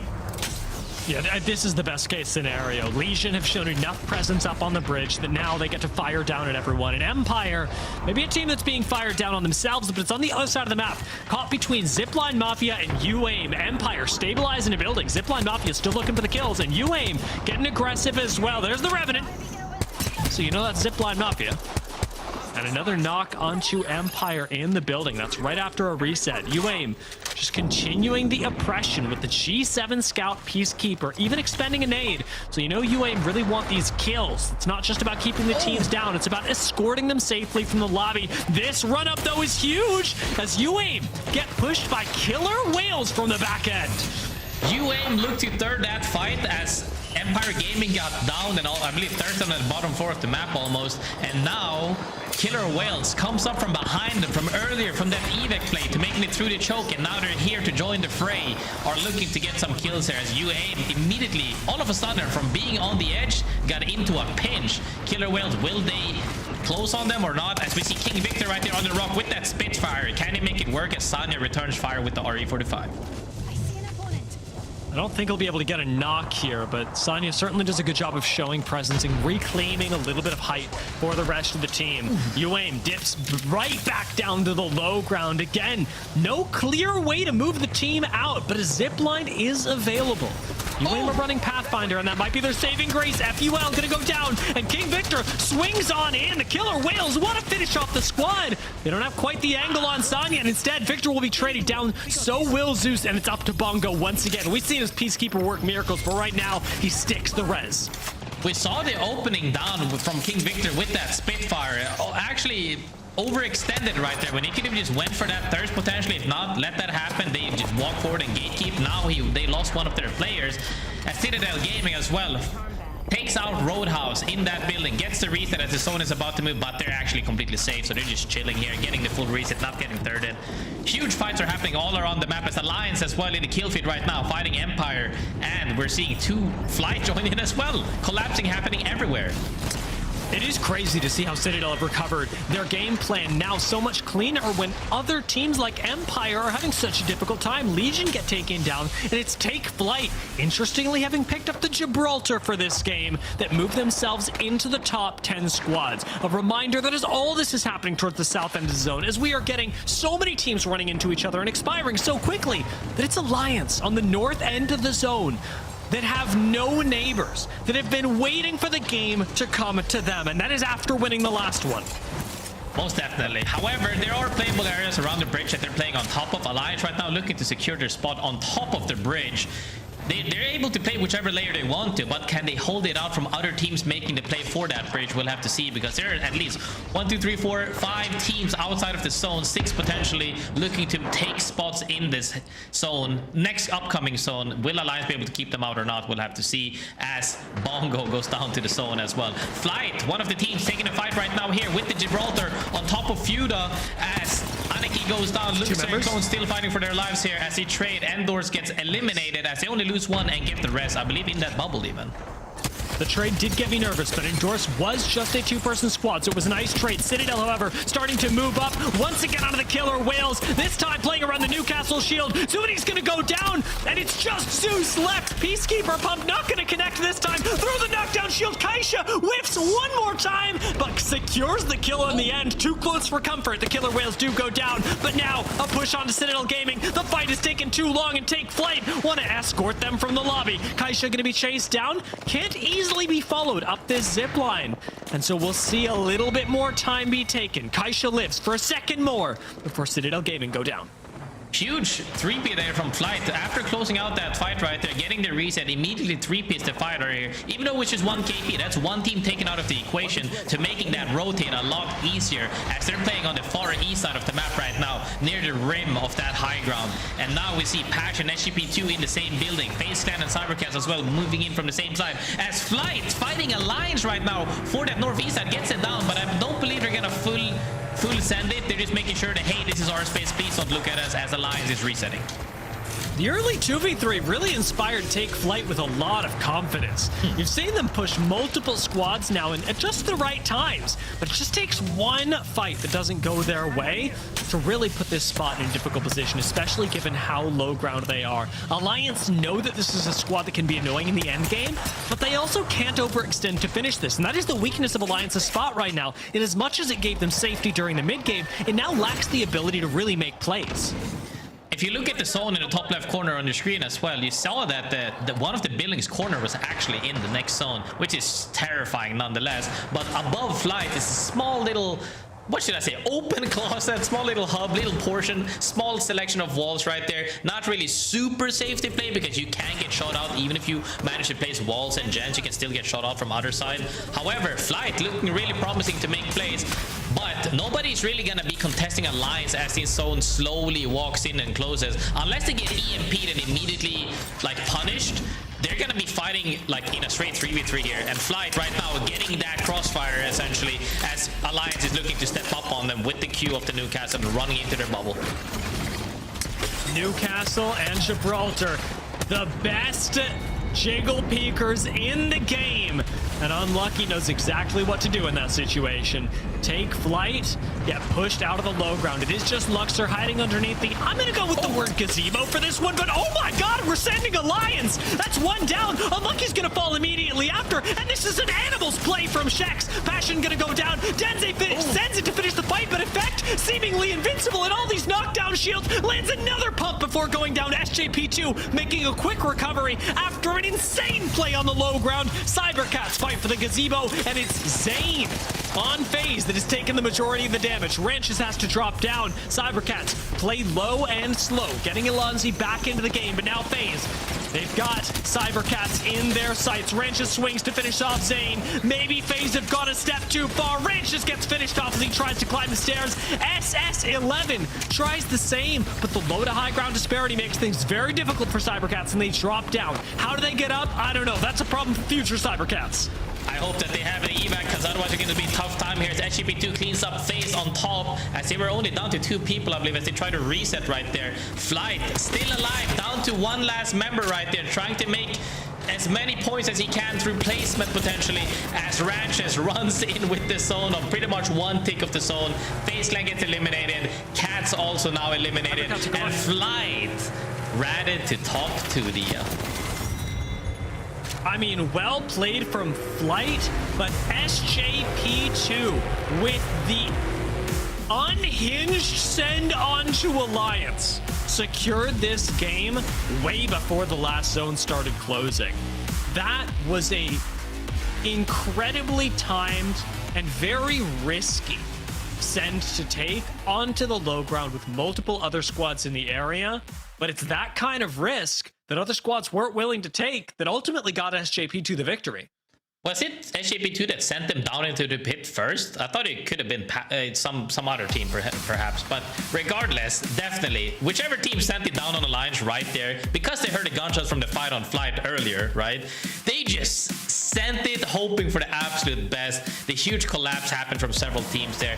I'm not sure if you saw from Alliance as well that Newcastle wall. I was a little bit worried about that as they actually went to play on the deep end. I think if they went back a little bit earlier to where they played on the corner previously, they could have made it out alive. However, fighting off that many people, even Effect hitting every shot, can't make it out alive. However, looking at these stats, Dia, what do you think?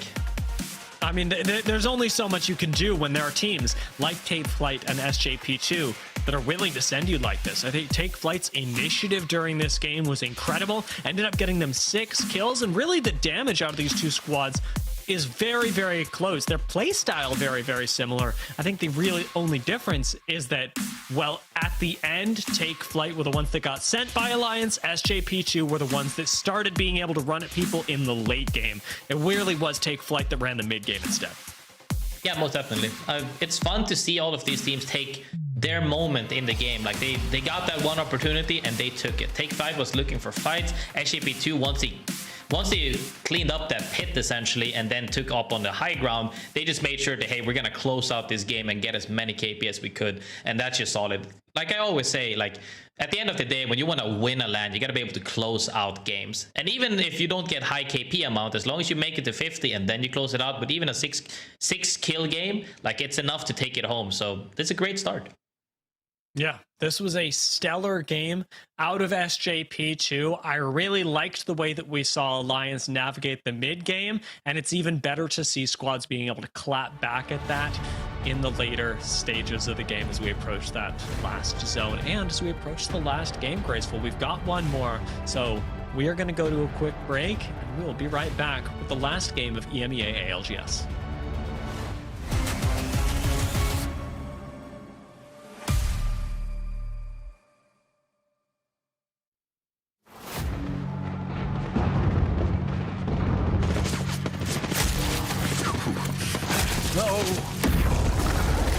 Looks like I'm last man standing. At least I lasted longer than... Anything you can do, I can do better. Great. Paranoid weirdo.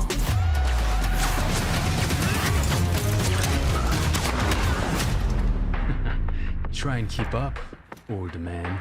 I can do anything better than you. No, you can't. Yes, I can. No, you can't. Yes, I can. No, you can't. Yes, I can.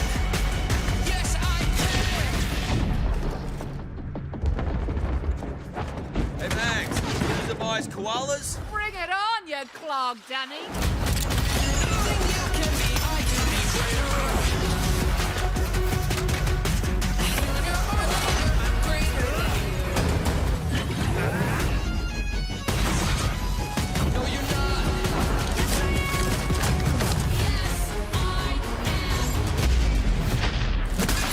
Call me Salvo's metal finger.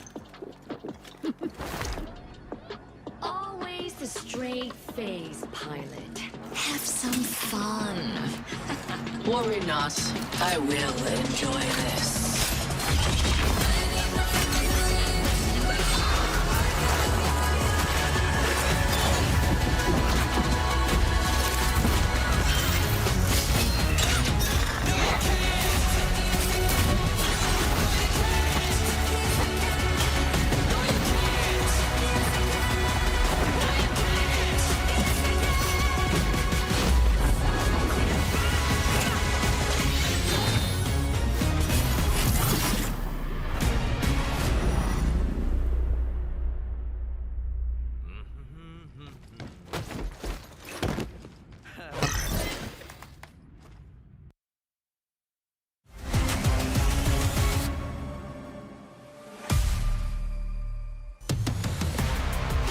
Welcome back to the Apex Legends Global Series, where we are remixing songs by Betty Hutton.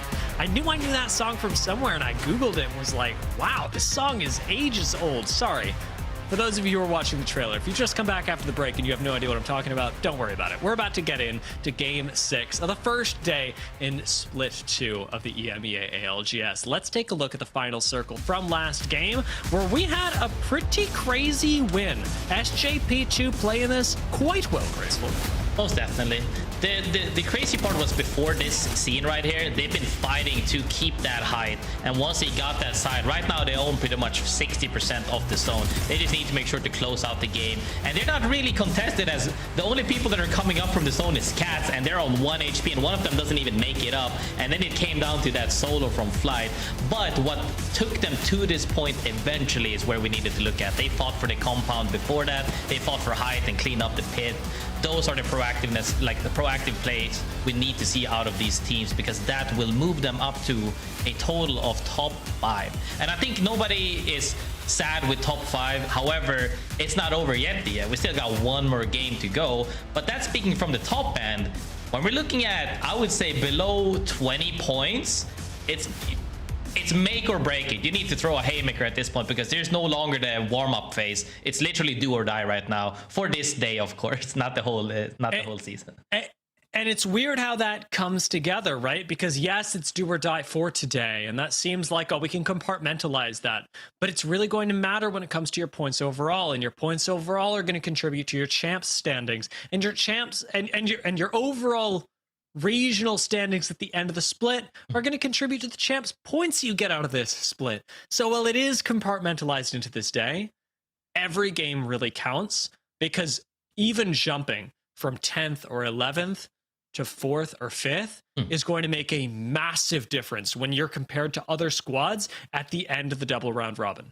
I mean, that's the thing we say as well about the path to those cheeky lands, right? It's the fact that you don't want to have to make it on the last game. Like in here, you don't want to make it to the last game to make it into top 10. The same way you don't want to have to, the only way to qual, you don't want it to be last chance qualifier. Like that's the most pressured you can be, because a lot of these times you kind of take it at a step. You don't really look at, like when you're in Challenger, you don't look at, hey, I want to win a LAN. You go, how do I make it to the next level? And the next level from Pro League would be making it to LAN. So now you don't want to have it to be, we got to win Challenge, like last chance qualifier, because that's a lot of pressure, because everybody's hungry at that point. So you want to really make each day count. And even though, like we said, like making it into each day very seriously for sure, you have a little bit of leeway to have 1 or 2 bad days. But after that, you got to start, you got to start revving it up for sure.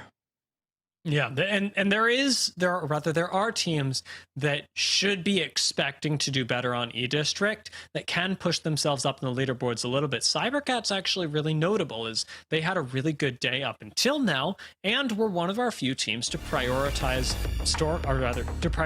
E-District. Teams like Alliance also prioritized E-District, and then we had teams like Take, Flyte, and Nom. Those teams, all of them, were the only ones to pick an E-District POI in the draft before their Stormpoint POI. So watching SJP2 win this last game, let's see if some of our squads like Alliance, Cybercats, Take Flyte, and Nom can strike back a little bit with the map that they chose to get a better pick on. Most definitely. And I think that's also one of the things. However, like, even though we see that people are prioritizing the map that is the least experienced on, I guess, like some of these teams don't have as much experience on E-District as other maps like Stormpoint, we're also seeing some people fall short on the map that they're supposedly comfortable on. Is this due to the fact that, like, obviously I think all of these teams know how to play each and every zone, they all have a strategic game plan, but are they getting interrupted by other teams' macros, or what? Like, why were Alliance struggling in the first couple of games as compared to E-District, right? I think a lot of it comes down to you just understanding how the lobby plays out more so than how the game normally plays out, because all of these guys know how to shoot their guns, how to play macro, where the zone pulls majority of the time. However, understanding how certain teams will play differently, like we say, some people will fight even more in scrims and less on game day, that might actually affect how you also play the game, because you're assuming teams might do the same macro as they do in scrims, but they don't, and now you're kind of off pace, and now you're struggling to close out the games. But very interesting nonetheless to see, as we also see now the teams that are prioritizing the other map are getting success out of it, and that's always nice to see. That is one of the fascinating things about changing maps in the middle as well. So as we now get into our 6th match, where teams have had so many opportunities to run up against each other, and you've had the most time that you'll have on E-District to learn about what other squads are going to do, let's put that all to the test in the final game of the day here in EMEA. SJP2, we're going to be on board with them, as they rightfully were our winners of last game, and see how they start playing. As landing an energy bank, they have got one of the most central positions, plenty of loot to work with, but the unfortunate caveat that a lot of other teams could rotate through their POI quite early. Yep, I think they're ready with their guns blazing. I'm not gonna lie. If they can see the zone here as well, they're actually opting to get more info right about now. Once they see it, they're gonna see that they actually have a prio towards the next zone, which is really nice for them, that are comfortable in playing those tight spots early. And even with the rotate as well of the Pathfinder, it's always a nice thing to have, but the Newcastle setting that up for them is also great. Zone is pulling north. No, I would say tiny northwest, but like not the same as Boardwalk, a little bit more north of that. However, City Hall, north side of City Hall, probably around the bridge in the water area, as we have seen a lot of the times, southeast of Resort. We'll have to see if that zone pops up again. However, teams are already moving in early. Take Flyte now, walking in very early compared to the other games where they were actually kind of on the cusp of taking fights on the edge initially. Massive uptick, by the way, in Catalyst presence. I'm sure a lot of you are noticing right now. Watson was banned going into this game, so totally makes sense that we're seeing a lot more of the Catalyst presence. Rampart for Legion is particularly fascinating, but we're not going to get to touch on that till later in the game, because right now Citadel are making sure to spice up the early game, picking up Ekio real quick, and actually Remix ulting forward to try and finish off this fight. 0-0, and Shex running for the hills, but against a Newcastle that is this aggressive, you got to be pretty worried.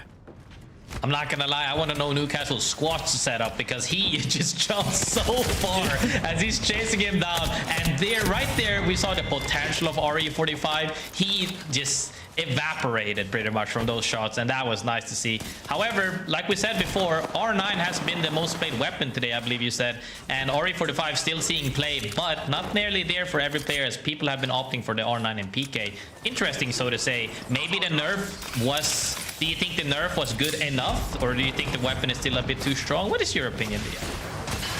I think it's still a bit too strong to be considered perfectly balanced, but you know, I think that it certainly helps tune things down a little bit and has made the Peacekeeper a lot more competitive. I used to see 1 or 2 Peacekeepers in a scrim lobby. Now I'm seeing a whole lot more, and I do really like watching that weapon be slotted into some fights. I'm noticing that Sanya maybe didn't get the chance to enjoy that, as he was unfortunately taken down. Some nice shots from Myosin, but UAIM should be able to recover, since they've got a crafter right in the middle of Energy Bank here, and it's still early enough in the game that there aren't that many teams rotating through the middle of the map, and you should be able to get a res off. I think they're happy with this reset if they get this off properly. Also, playing the crypto, we've seen a few cryptos today, not as many, but I think the teams that have been playing crypto has had, like, I'm not saying they've had success, like the whole team has had super good amount of points, but the EMP fights have been, in my opinion, pretty clean. Like the EMP fights have been pretty clean in terms of teams setting up the team fights and executing on them. So I'm happy to see more crypto play, because it's always fun to see those raw 3v3. You're EMPing the whole setup and you're aping. As we say that, ZiPLina Mafia hits the EMP and tries to get the fight as the rev goes down, but he takes the 4-0 to 1 HP, as now they're looking to clean this up.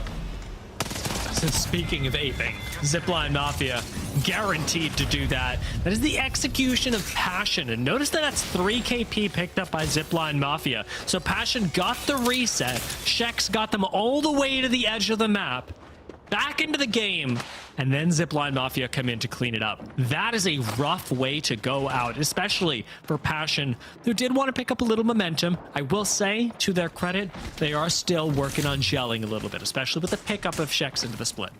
Yeah, most definitely. I think there's always going to be a time where, you know, you have time to mesh together, and it's take quite a bit.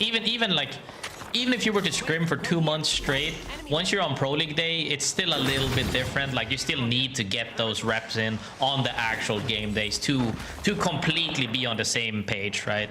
So if anything, it's a good start to warm up. Like we said before, they have a couple of days to get this going, but if you hit that, you know, day 3 of not having results, now you gotta make something happen. And we'll see the stakes ramp up for a lot of our squads throughout the match days and throughout the matches. In this one, for Empire, stakes are, I don't want to say incredibly high, as like you said, you can't always make a recovery, but Empire are a squad in the conversation for being able to move themselves up pretty significantly through the leaderboard. They're currently sitting in 9th right now, and so a good game to push them up to top 4, top 5 is pretty easily doable, as long as they play their cards right and really prioritize safety over anything else. Yeah, most definitely. It's also one of the teams that we have seen take so many fights but haven't had the success that I think a lot of people expect out of them, because they're definitely a strong team to take fights, but they haven't been able to close them out properly. On the other side of things right now, though, 07 currently sitting at 12 on 25. Also one of the teams that we didn't we expected them to not have as many KP and more play towards accordingly with placement points, and they're pretty much there. However, one of the benefits of playing placement a lot is that once you get that one good game zone pull, you're in a great spot to have it to make it happen, to get that one big game where everything just clicks for you. If you can get into those end game spots 4 out of 6 games or maybe 3 out of 6 games, it's bound to happen that one of those good God spot games, like, it will just happen and you will get plenty of KPs. So far it hasn't happened yet. However, top 12 on the leaderboard isn't bad by any means. No, this can certainly do really well for you. I am noticing their team like Endorse can make their way up as well. They're sitting just above SJP2. I'd like to see where they end up, at least in this lobby. Right now, the overall leaderboards still could use Endorse being pushed up a little bit further to make them a little more comfortable. But in the overall picture of this game, when we're looking at the ring, we're looking at who are the likely winners, I do think that, you know, for teams that want to see new faces in the EMEA, it should be a little disturbing. The Alliance are center zone once again. Yeah, I think they're in a great spot. However, Empire not in a great spot, as Lippen about to get caught out. Super low in HP as Arctic also gets shot out. One of the teams we were talking about that takes a lot of fight, hasn't made too many things happen so far, 15 points overall, are playing for their dear lives because they do not want to go out on 17th on the leaderboard, potentially lower if they die out now, if other teams below them move up. They want to make sure that they get at least a couple of points, you know, potentially move up to the top 10 to even it out, because you need to have better days. Like you said, it all leads to the end of this whole series where if you don't get it, then you might have to look at last chance qualifier, and we don't want that at all. Exactly. What I'd really like is for Empire to stay where they are, because their econ has been suffering. They haven't really found good rotations yet, but if you can wait for the loot bin reset and just make yourself that much more comfortable, get a little bit better loot, and importantly, grab shield batteries, cells, any meds that you might need to make your future rotation, your game can get a lot easier. So a big part of the game right now is going to be knowing when to chill, knowing when to hold on to a spot that actually gets you some good loot and some more power later on. SJP2, not exactly in that spot, as they've got a few other teams in the area, but still around the edge of the zone. If they can deal with Endorse, who are currently dealing with Denze, then SJP2 will be much more comfortable. I think if they manage to cross, they should be completely fine here. As a huge headshot from Denze comes out, 135, hits really hard. Don't get the down, but enough to say, hey, don't look at us, let us cross here for free. As they are also playing what we said before was more popular in NA, the Newcastle ramp. When you have that set up and you get to a slot to where you can set up, it's in a great spot. But Querney gets knocked down, as we know. Peters reigns supreme, and Hemlock as well. They are opting to get this reset, by Kyler also goes down to zone damage. It comes down to Denze and Querney right here getting the reset if they can, but it's gonna be hard as they're trying to do everything they can. Grapple, zipline, getting a battle, getting fragged. There's only so much you can do before the time runs out. Nade by feud was pretty brutal, and if I'm honest, I'm seeing Endorse push in on this to finish off the kills.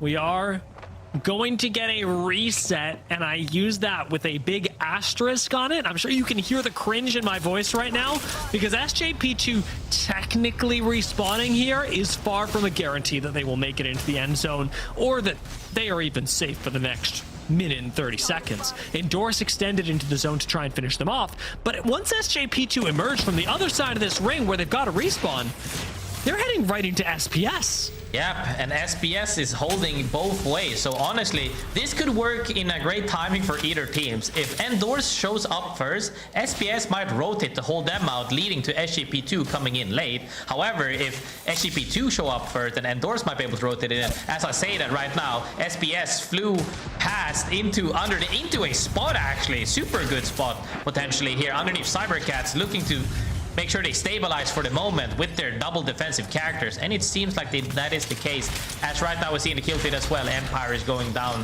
to EVOS. I was wondering how they were locking the door, and then I remembered that Rampart could just do that. FUL in a fight right now with Beamsy already down. One of the lifelines we've seen today. Kuro does just have to stay alive a little bit longer, but Hoodie pops the bat, turns around and one-shots him. Very nice turnaround from him, leaving Myosin to head for the hills. Lifeline res on EVOS means that MG Clutch is back in the game. And EVOS have effectively won this fight, if I'm honest. No easy res on the other side, especially the Lifeline 1v1. Really turning things around for them. Has let a much better game for EVOS happen. MG Clutch gonna get priority onto this ring, but EVOS are rotating right alongside Empire Gaming. FUL on the other side, beset on both sides by squads. It's unlikely that EVOS make it out of here unscathed. They definitely need it though, because they're only on a few amount of points right now. However, I'm happy to see that Rev in play, getting that big leap to see if they can potentially make something happen. Another big leap. Oh my god, see somebody in front of him. Opts to wait for his team to make a play. They see Lippin right here. Empire, last chance remaining, I believe. Trying to make it work for him. As he gets one magged, Hoodie goes down. However, they take him out and they get the reset, because that's how you do it. Even if one of your teammates go out, as long as he puts some damage, his teammate should be able to clean that up. And not only do they take out Liffin, they got bottomless batteries off of his box. So a really nice boost in survivability, assuming that you're able to meet, of course, the minimum requirement. 2 batteries, but as long as EVOS have that, their econ just got a lot better. Newcastle wall being harassed a little bit. This isn't the worst thing for Endorse, as Newcastle is one of the more survivable legends, especially against a barrage of nades. But in the south end of the zone, where we've got Take a Flight, having their tiny engagement up against Legion. The real concern here is about the third parties. ZiPLina, Mafia, Roadhouse, Citadel Gaming, all in the area. So if you choose to fight, even here, you're not going to be the last one standing. In fact, you probably haven't even met them yet. It's also rough because Take Flight is nowhere near in the zone right now. They're gonna have to opt for a place outside potentially, but the zone is ending, like we said before, more towards the water side of things around the bridge, a little bit northwest of it actually, where cybercats and SGP2 is lurking in playable areas right now. They have some space potentially to fight for something, as 07 is doing their best to hold out their spot because they're actually in the zone, as EQ, I believe, is looking to do something right there. I'm just impressed that 07 actually got Kashera back into the game. It looked pretty doomed for them when they were playing through the north side of the zone earlier, but they've got enough batteries. They've got some good meds outside of that. Oh! They've got a great spot, and as I say that, they just get 2-tapped. Vushi takes out Nasky, and all of a sudden, we've got a big numbers advantage for ONIC. Peacekeeper Sheila, though, could turn this around. It's 2 by a Sheila, and ONIC get melted. 07! The Rampart Newcastle turn it around in a huge way for them. Nasky gets instantly downed. However, return fire from the Rampart walls right there, and the Sheila makes huge space for 07 as Endorse gets eliminated with the zone closing in right now. Citadel Gaming remix right now, jumping for his life. Those squads are helping. However, he's down to his last member. The other people were on their knees crawling in right now. ZiPLina Mafia getting engaged from by Alliance right now as Hakis is jumping at them. However, they're also getting shot from the side. Hakis doesn't get punished quite yet. However, they have a spot on the bridge, which is prime real estate right now, and they are happy to have that. However, they also need to take a fight in about a minute and a half. And we talked about the fights happening on the south side. ZiPLina, Mafia, and EVOS have gone down. That still leaves Roadhouse and Legion, UAIM, and Alliance. I say Roadhouse, they're gone now. But it's all sitting outside of zone. Alliance, definitely the big name to keep track of there, as they could jump up from 4th to 1st with one good game. Alliance have already done pretty well. In fact, they've got everyone back in. But it's this high ground that's got to be concerning as well. It's gonna be rough. We saw the kill feed light up a little bit there. Happy to see Legion Gaming stay alive for the moment. They got a couple of kills. Something making plays right there. FaZe Clan making a reset right now as Nax is holding his buddy out. Getting dropped by Remix Power from behind as Alliance trying to find a rat. Almost gets caught right there. Decides to say, hey, let's stay here and reset for the moment. Are we gonna go for the tunnel play and set up there for the moment? Or are we looking to clean up FaZe in front of us? We'll have to see, as Unlucky is popping ult tags for that wall. Yeah, I like the way that Alliance play, taking the angles that they can, and then sending Unlucky straight to the other side. We mentioned this before, but off angles are the key to victory, and right now, it is winning Alliance the fight. FaZe Clan go down, get melted. Nice ult by Unlucky, keeps him alive. Shield swap as well, and Alliance stay in things, even pulling off the res, but the zone's starting to close in, and this could spell the end of Alliance. Zadi looks for the kills, doesn't get a redock on Hackers. Wall to defend Alliance comes in from effect, and Alliance should have been able to disengage, but get sniped by cybercats. Krabered by Ranches, I believe, or that Sentinel even. We'll have to see right there as Alliance is now on the recoup after downing 2 members right there. Sogsi is right now surviving in that pit on the opposite side of that small palm tree. Hakis, all of them are up now. They're all recouping as Ranches is staring above them.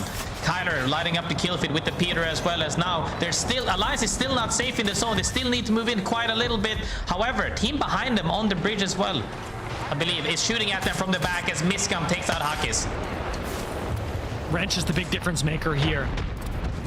Can basically pick off any team he likes with the right angle, and he's going for it again, just like in game 1. Ranches takes the game into his hands, looks aggressively for the plays in. Good lord, that's a lot of damage to be coming out of the Bangalore ult. Kraber not even in hand. RE45 better at the medium distance, he says. 6 squads left, and cybercats don't want to get overly aggressive.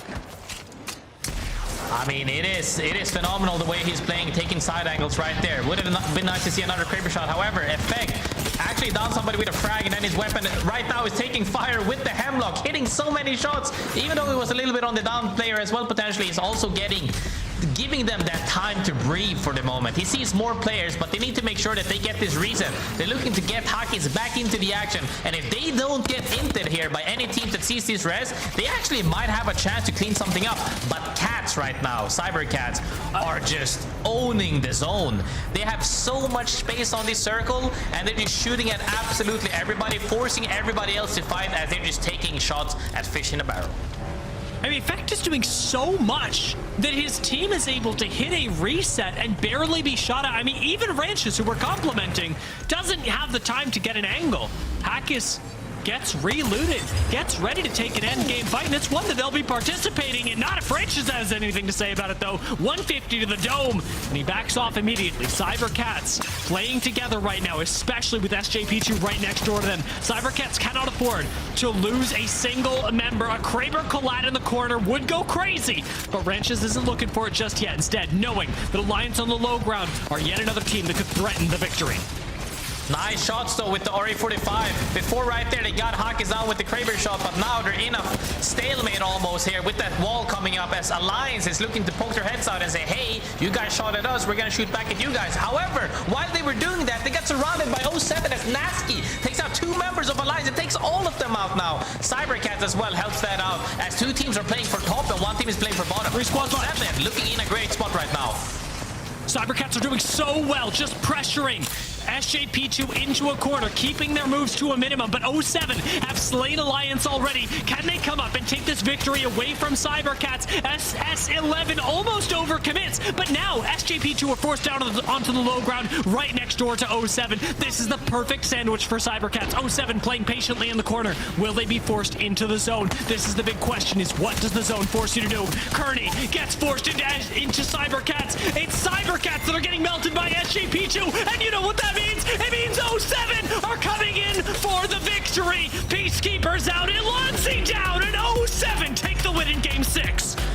I said they were looking in a great spot after taking out Alliance right there. Alliance looked to return fire to 3P that fight on Cybercats. SJP2 at the top. SJP2, however, stuck in that corner. Was the team forced first to move? Decided to go for second place positioning in jumping at Cybercats. Couldn't quite close it out. However, 07, solid game, takes out Alliance, joins the fray, closes out the game. Actually, what we were expecting out of them finally came through. I'm so happy. That is a good heart rate to have at the end of game 6. Glitter, watching 07 close out that game. I mean, I was looking at this through the Cybercats perspective and going, we win, we're doing well. Yes. And then they didn't. No. You know, I think we kind of felt the same way when we saw their positioning in match 2 after they had just come off of the win. They looked like they were potentially in another spot to do a back-to-back win, and essentially just kind of got outplayed by, in that game, Citadel. This time around, it was 07. 07 just had a better spot. Once they cleared out Alliance on that low ground, I feel like everybody forgot that 07 was down there. And then it just became a fight of everybody else that was on the slightly higher ground. And 07 was like, well, we can just wait and pop up right in the last final moments and clean up to close out the series with a win. I mean, that was a huge showing from 07 when I think a lot of people had their eyes on them to see how they were going to start off the split. I'm very pleased with what they were able to do there. I think that was a big win for them. I see you thinking, Dia. Yeah, I was going to say, like, there's a funny thing that happened there as well, because we were on cybercats because they were the heroes. Let's take a look at the match results while I'm talking about this, because cybercats, yes, well, they didn't win, and yes, well, I'm looking at this and going, oh man, feels so bad. You almost had this. What this match was for cybercats was a 16-point game, which mathematically might be enough to push them up into winning the match day. Even if they didn't get the win here, I'm thinking cybercats, who were already in top 4 with a 16-point game, have a pretty good argument for first. I see, Dia. I see what you were thinking about there. You were doing math ahead of the math already. 07 with the 19 points will definitely put them in a solid spot, but you are correct. 2 points above Citadel Gaming, put cybercats after that final performance at the top of our series results, which, as this is the first week, also is essentially our overall results for the whole season so far, because we only got 1 day under our belts here, Graceful. So that was massive from cybercats. The consistency, once again, is what keeps them at the top. I mean, you really see it as well with the points being divided the way they are. 19 kills might not be that much for people. 43 placement points. That's exactly kind of what I'm saying as well. If you can consistently put yourself into these end games, you either get placement points, which puts you up the leaderboard regardless, and you get those games where they close it out, and now even got second as well. It just starts ramping up real quick, and they take it all home. I'm more than happy to see that, because I would like to say that that type of center zone game player and style, the way you would like to play the game, is the most orthodox way, and it's nice to see it rather than, you know, we've had shifts of super hyper aggro and zone play, and now zone play is kind of a little bit more back, especially with the way control characters and other stuff is buffed. Nice to see. Yeah, I think that was definitely a great kickoff day for EMEA, for Split 2, because it definitely set the stage for how potentially even the region is becoming. Now, you know, that's obviously day one. Things will shake up and change and level out as we go throughout the rest of the split. But I think that this at least gave a little bit of some decent insight to a lot of teams that people could have potentially been sleeping on, Dia. I think so. And you know what? I was going to save this for my final thoughts, but I'm going to say it now. Okay. I'm going to admit my mistake. After game 2, I saw cybercats and I went, you know, you won game 1. That was good. You almost won game 2 with only 2 kill points, but you're going to need to do a little bit more here if you want an argument for top spot. I specifically said that they probably weren't going to win based on just playing for placement. And I was wrong. They played for a lot of placement. Their kills never really got up there, but they're in first place, and congratulations to them. That's my takeaway. Yeah, and I love that takeaway, because on the flip side, we'll give a little bit of love to Citadel Gaming as well. Definitely a more even split, but even more heavily weighted towards the KP side of things for their overall points. They had 37 kills in comparison to cybercats 19, and were only behind cybercats by 2 points. So they did a very good job of coming out the gate strong and showing what aggression they can bring to the table here, Graceful. And while those placement points and the consistency of being in the top is important, you also need to showcase the ability to slay out when you need to. 100%. I think that people also have to realize that no matter how good positioning you have, if you fall short of every single 3v3, you're not going to rack up that many points, which is why it's even more impressive that, you know, teams that have 30 plus kills, 25 plus kills, just goes to show that they're winning consistently against these. Even some teams might consider juggernauts, like many, like teams took out Alliance. People probably didn't expect that. Teams took out, you know, more veterans like 07 and other teams as well. Like EVOS, the people that know them for their brawler mechanics as well, is that you're fighting against people that are really strong, and if you can consistently come out on top, that's a great spot, because macro is something you can always work on. like you can just VOD review a ton, but when it comes to actual game fighting setup, like we're fighting this way, you're frontliner, I'm anchoring, you need to take pressure, I need to help you apply it. That's the more harder part that you just need to you need to grind it out, man. That doesn't come that fast. You gotta mesh with your teammate and so much more.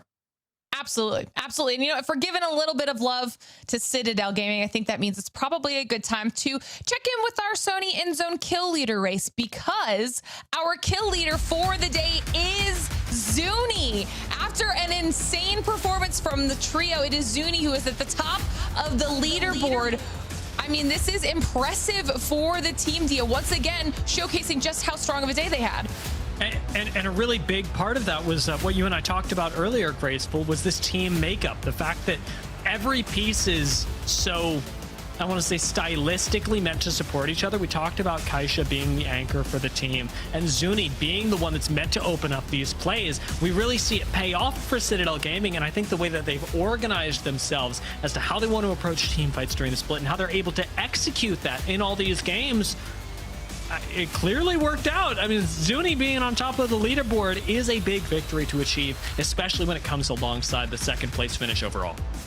Yeah, very happy to see him make this happen, because not only does the fact that he's been the kill leader show like his mechanics off, I'm more impressed with the small amount of footage that we did see right there, that he's like this side, like his in-game decision making. I can't go this side, I'm gonna opt for KP. He gets more KP, gets better placement. All of this consistently making the right decisions is like, it's the best thing you can hope for. You just gotta keep running it out and he'll make a phenomenal player. Already is one and could be potentially even better.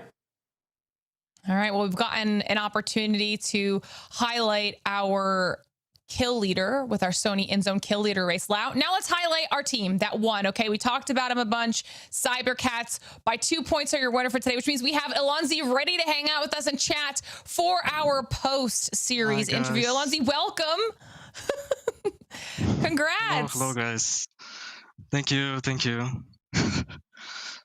All right, talk to me a little bit about today, because we mentioned at the top of show just how many changes Season 26 has brought to the meta now. What was it like in ALGS with all of those new changes having been implemented? Honestly, nothing really changed. The only thing that actually depends on our gameplay is the new Evo Harvester systems and the amps. That's it. Nothing else changes. Like you just win fights, you get the spot, you control the spots, you try to do your best. That's it. You guys performed incredibly well today. My question to you is actually a question I had at the start when I was just preparing for what would happen in our first day. Is what was the pickup of SS11 like? Because we didn't see you playing much with them last split, and then you run a tournament with them. You decide to pick them up to move into split 2. What makes you want to pick up a player like that? And how did you feel it went on the first day? I think it went very well, like way above any expectations or anything. After the split with Ozus, we were searching out for our teammates, and SS11 was just the right pick. Yeah. Graceful, do you have any questions you want to ask? I mean, I'm happy to see the way you guys fight, really. I saw Ranches take a lot of off angles today, especially on Ash. That was phenomenal. We got to see that highlight when you guys closed out the game. It was great to see. However, you guys were lacking maybe a little bit of kills in general. You had huge amount of placement points, which is super good because you consistently get into end game. What are you guys taking away from perhaps getting more KP? Is that something you guys are going to be VOD reviewing, looking into a little bit more? Because you obviously get into end game all the time. Yeah, that we certainly don't get much KPs because we didn't certainly like look for opportunities to kill someone. We were just trying to get placement or maybe win, and that was our main objective. Yeah, but we'll try to get more KPs next time. Yeah, Ranches will one clip someone else, and I'll help him out. That sounds good. Yeah. Well, Alonzi, you guys did phenomenally. What a way to kick off Split 2. So congratulations yet again. And thank you so much for coming on here and chatting with us. It's been a pleasure. Thank you. Thank you for having me. Yeah, thank you. Love that. Love that. Very cute. Great day for cybercats. Congratulations one more time to the whole trio. But now we are done with EMEA already. First day of the split is under our belts, Dia. So I know you gave us a preview of your final thoughts, and I appreciate you taking accountability for that. Okay. But you know, overall, tell me about EMEA. How was the day? I mean, I really enjoyed the day, from especially the game 1 opener with Killer Whales. I'm still excited about that. I'm gonna be riding that for a while. They did really well in the overall leaderboards. Again, I'll talk about it on a future day. Maybe I'll tweet about it later. But they did exceptionally. And then the cybercats win at the end that I wasn't even tracking the leaderboard and was like, hold up. They just did this. It was incredible. It gave us all the ups and downs of EMEA. We had the Alliance wins. We had the Cybercat victory that now has given us a new face. And we have something to look forward to, because Cybercat's social media manager is hilarious. And I'm sure that we're going to get some awesome memes out of this. That's a great point. That is a very good point. And now I'm excited to see what they do with that specifically. Graceful, give me your thoughts on day 1 of Split 2. I think great day overall. People were performing more than ever, I would say, because we saw so many teams punishing other teams' mistakes, like that last game right there as well. You know, Alliance tried to make a peak, immediately got punished by 07. SGP2 tried to make a play for the second place. 07 still gets the win.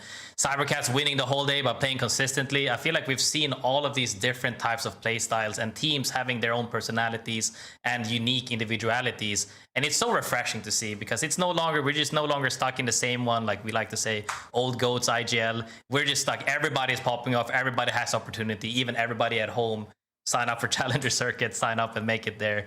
It's just great to see Apex at the highest level. Graceful, giving some shout outs to CC as well. Yeah, I mean, I thought today was a blast. I think it makes me even more excited to see what Group C will bring to the table as well, because don't forget, we still have a whole other group that we haven't even gotten to see out of this region. So I think EMEA definitely set us up for a very exciting first day of the split, and I think it's going to be a good split overall. I hope everyone at home is just as excited as we are. But for now, we're going to say goodbye to Dia and Grace. We'll give you guys a little bit of a break before we get back into all of the action, because the action's not done. So you guys rest up, and while they're resting, everybody at home, if this wasn't enough Apex Legends for you for today, don't worry, because we still have Americas coming up right around the corner. 11 p.m. BST, 6 p.m. ET, and 3 p.m. PT will be the start time for our Americas region match day 1. And if EMEA was any indicator, Americas is going to be just as exciting. As always, though, don't forget to follow us on social media, whether that's X, YouTube, TikTok, Insta, or Twitch. That way you can stay up to date at everything we've got going on all split too long. Now, for now, enjoy your short break. Give yourself a little bit of stretch, maybe grab some hydration, because we'll be seeing you right back here for Americas in just a bit.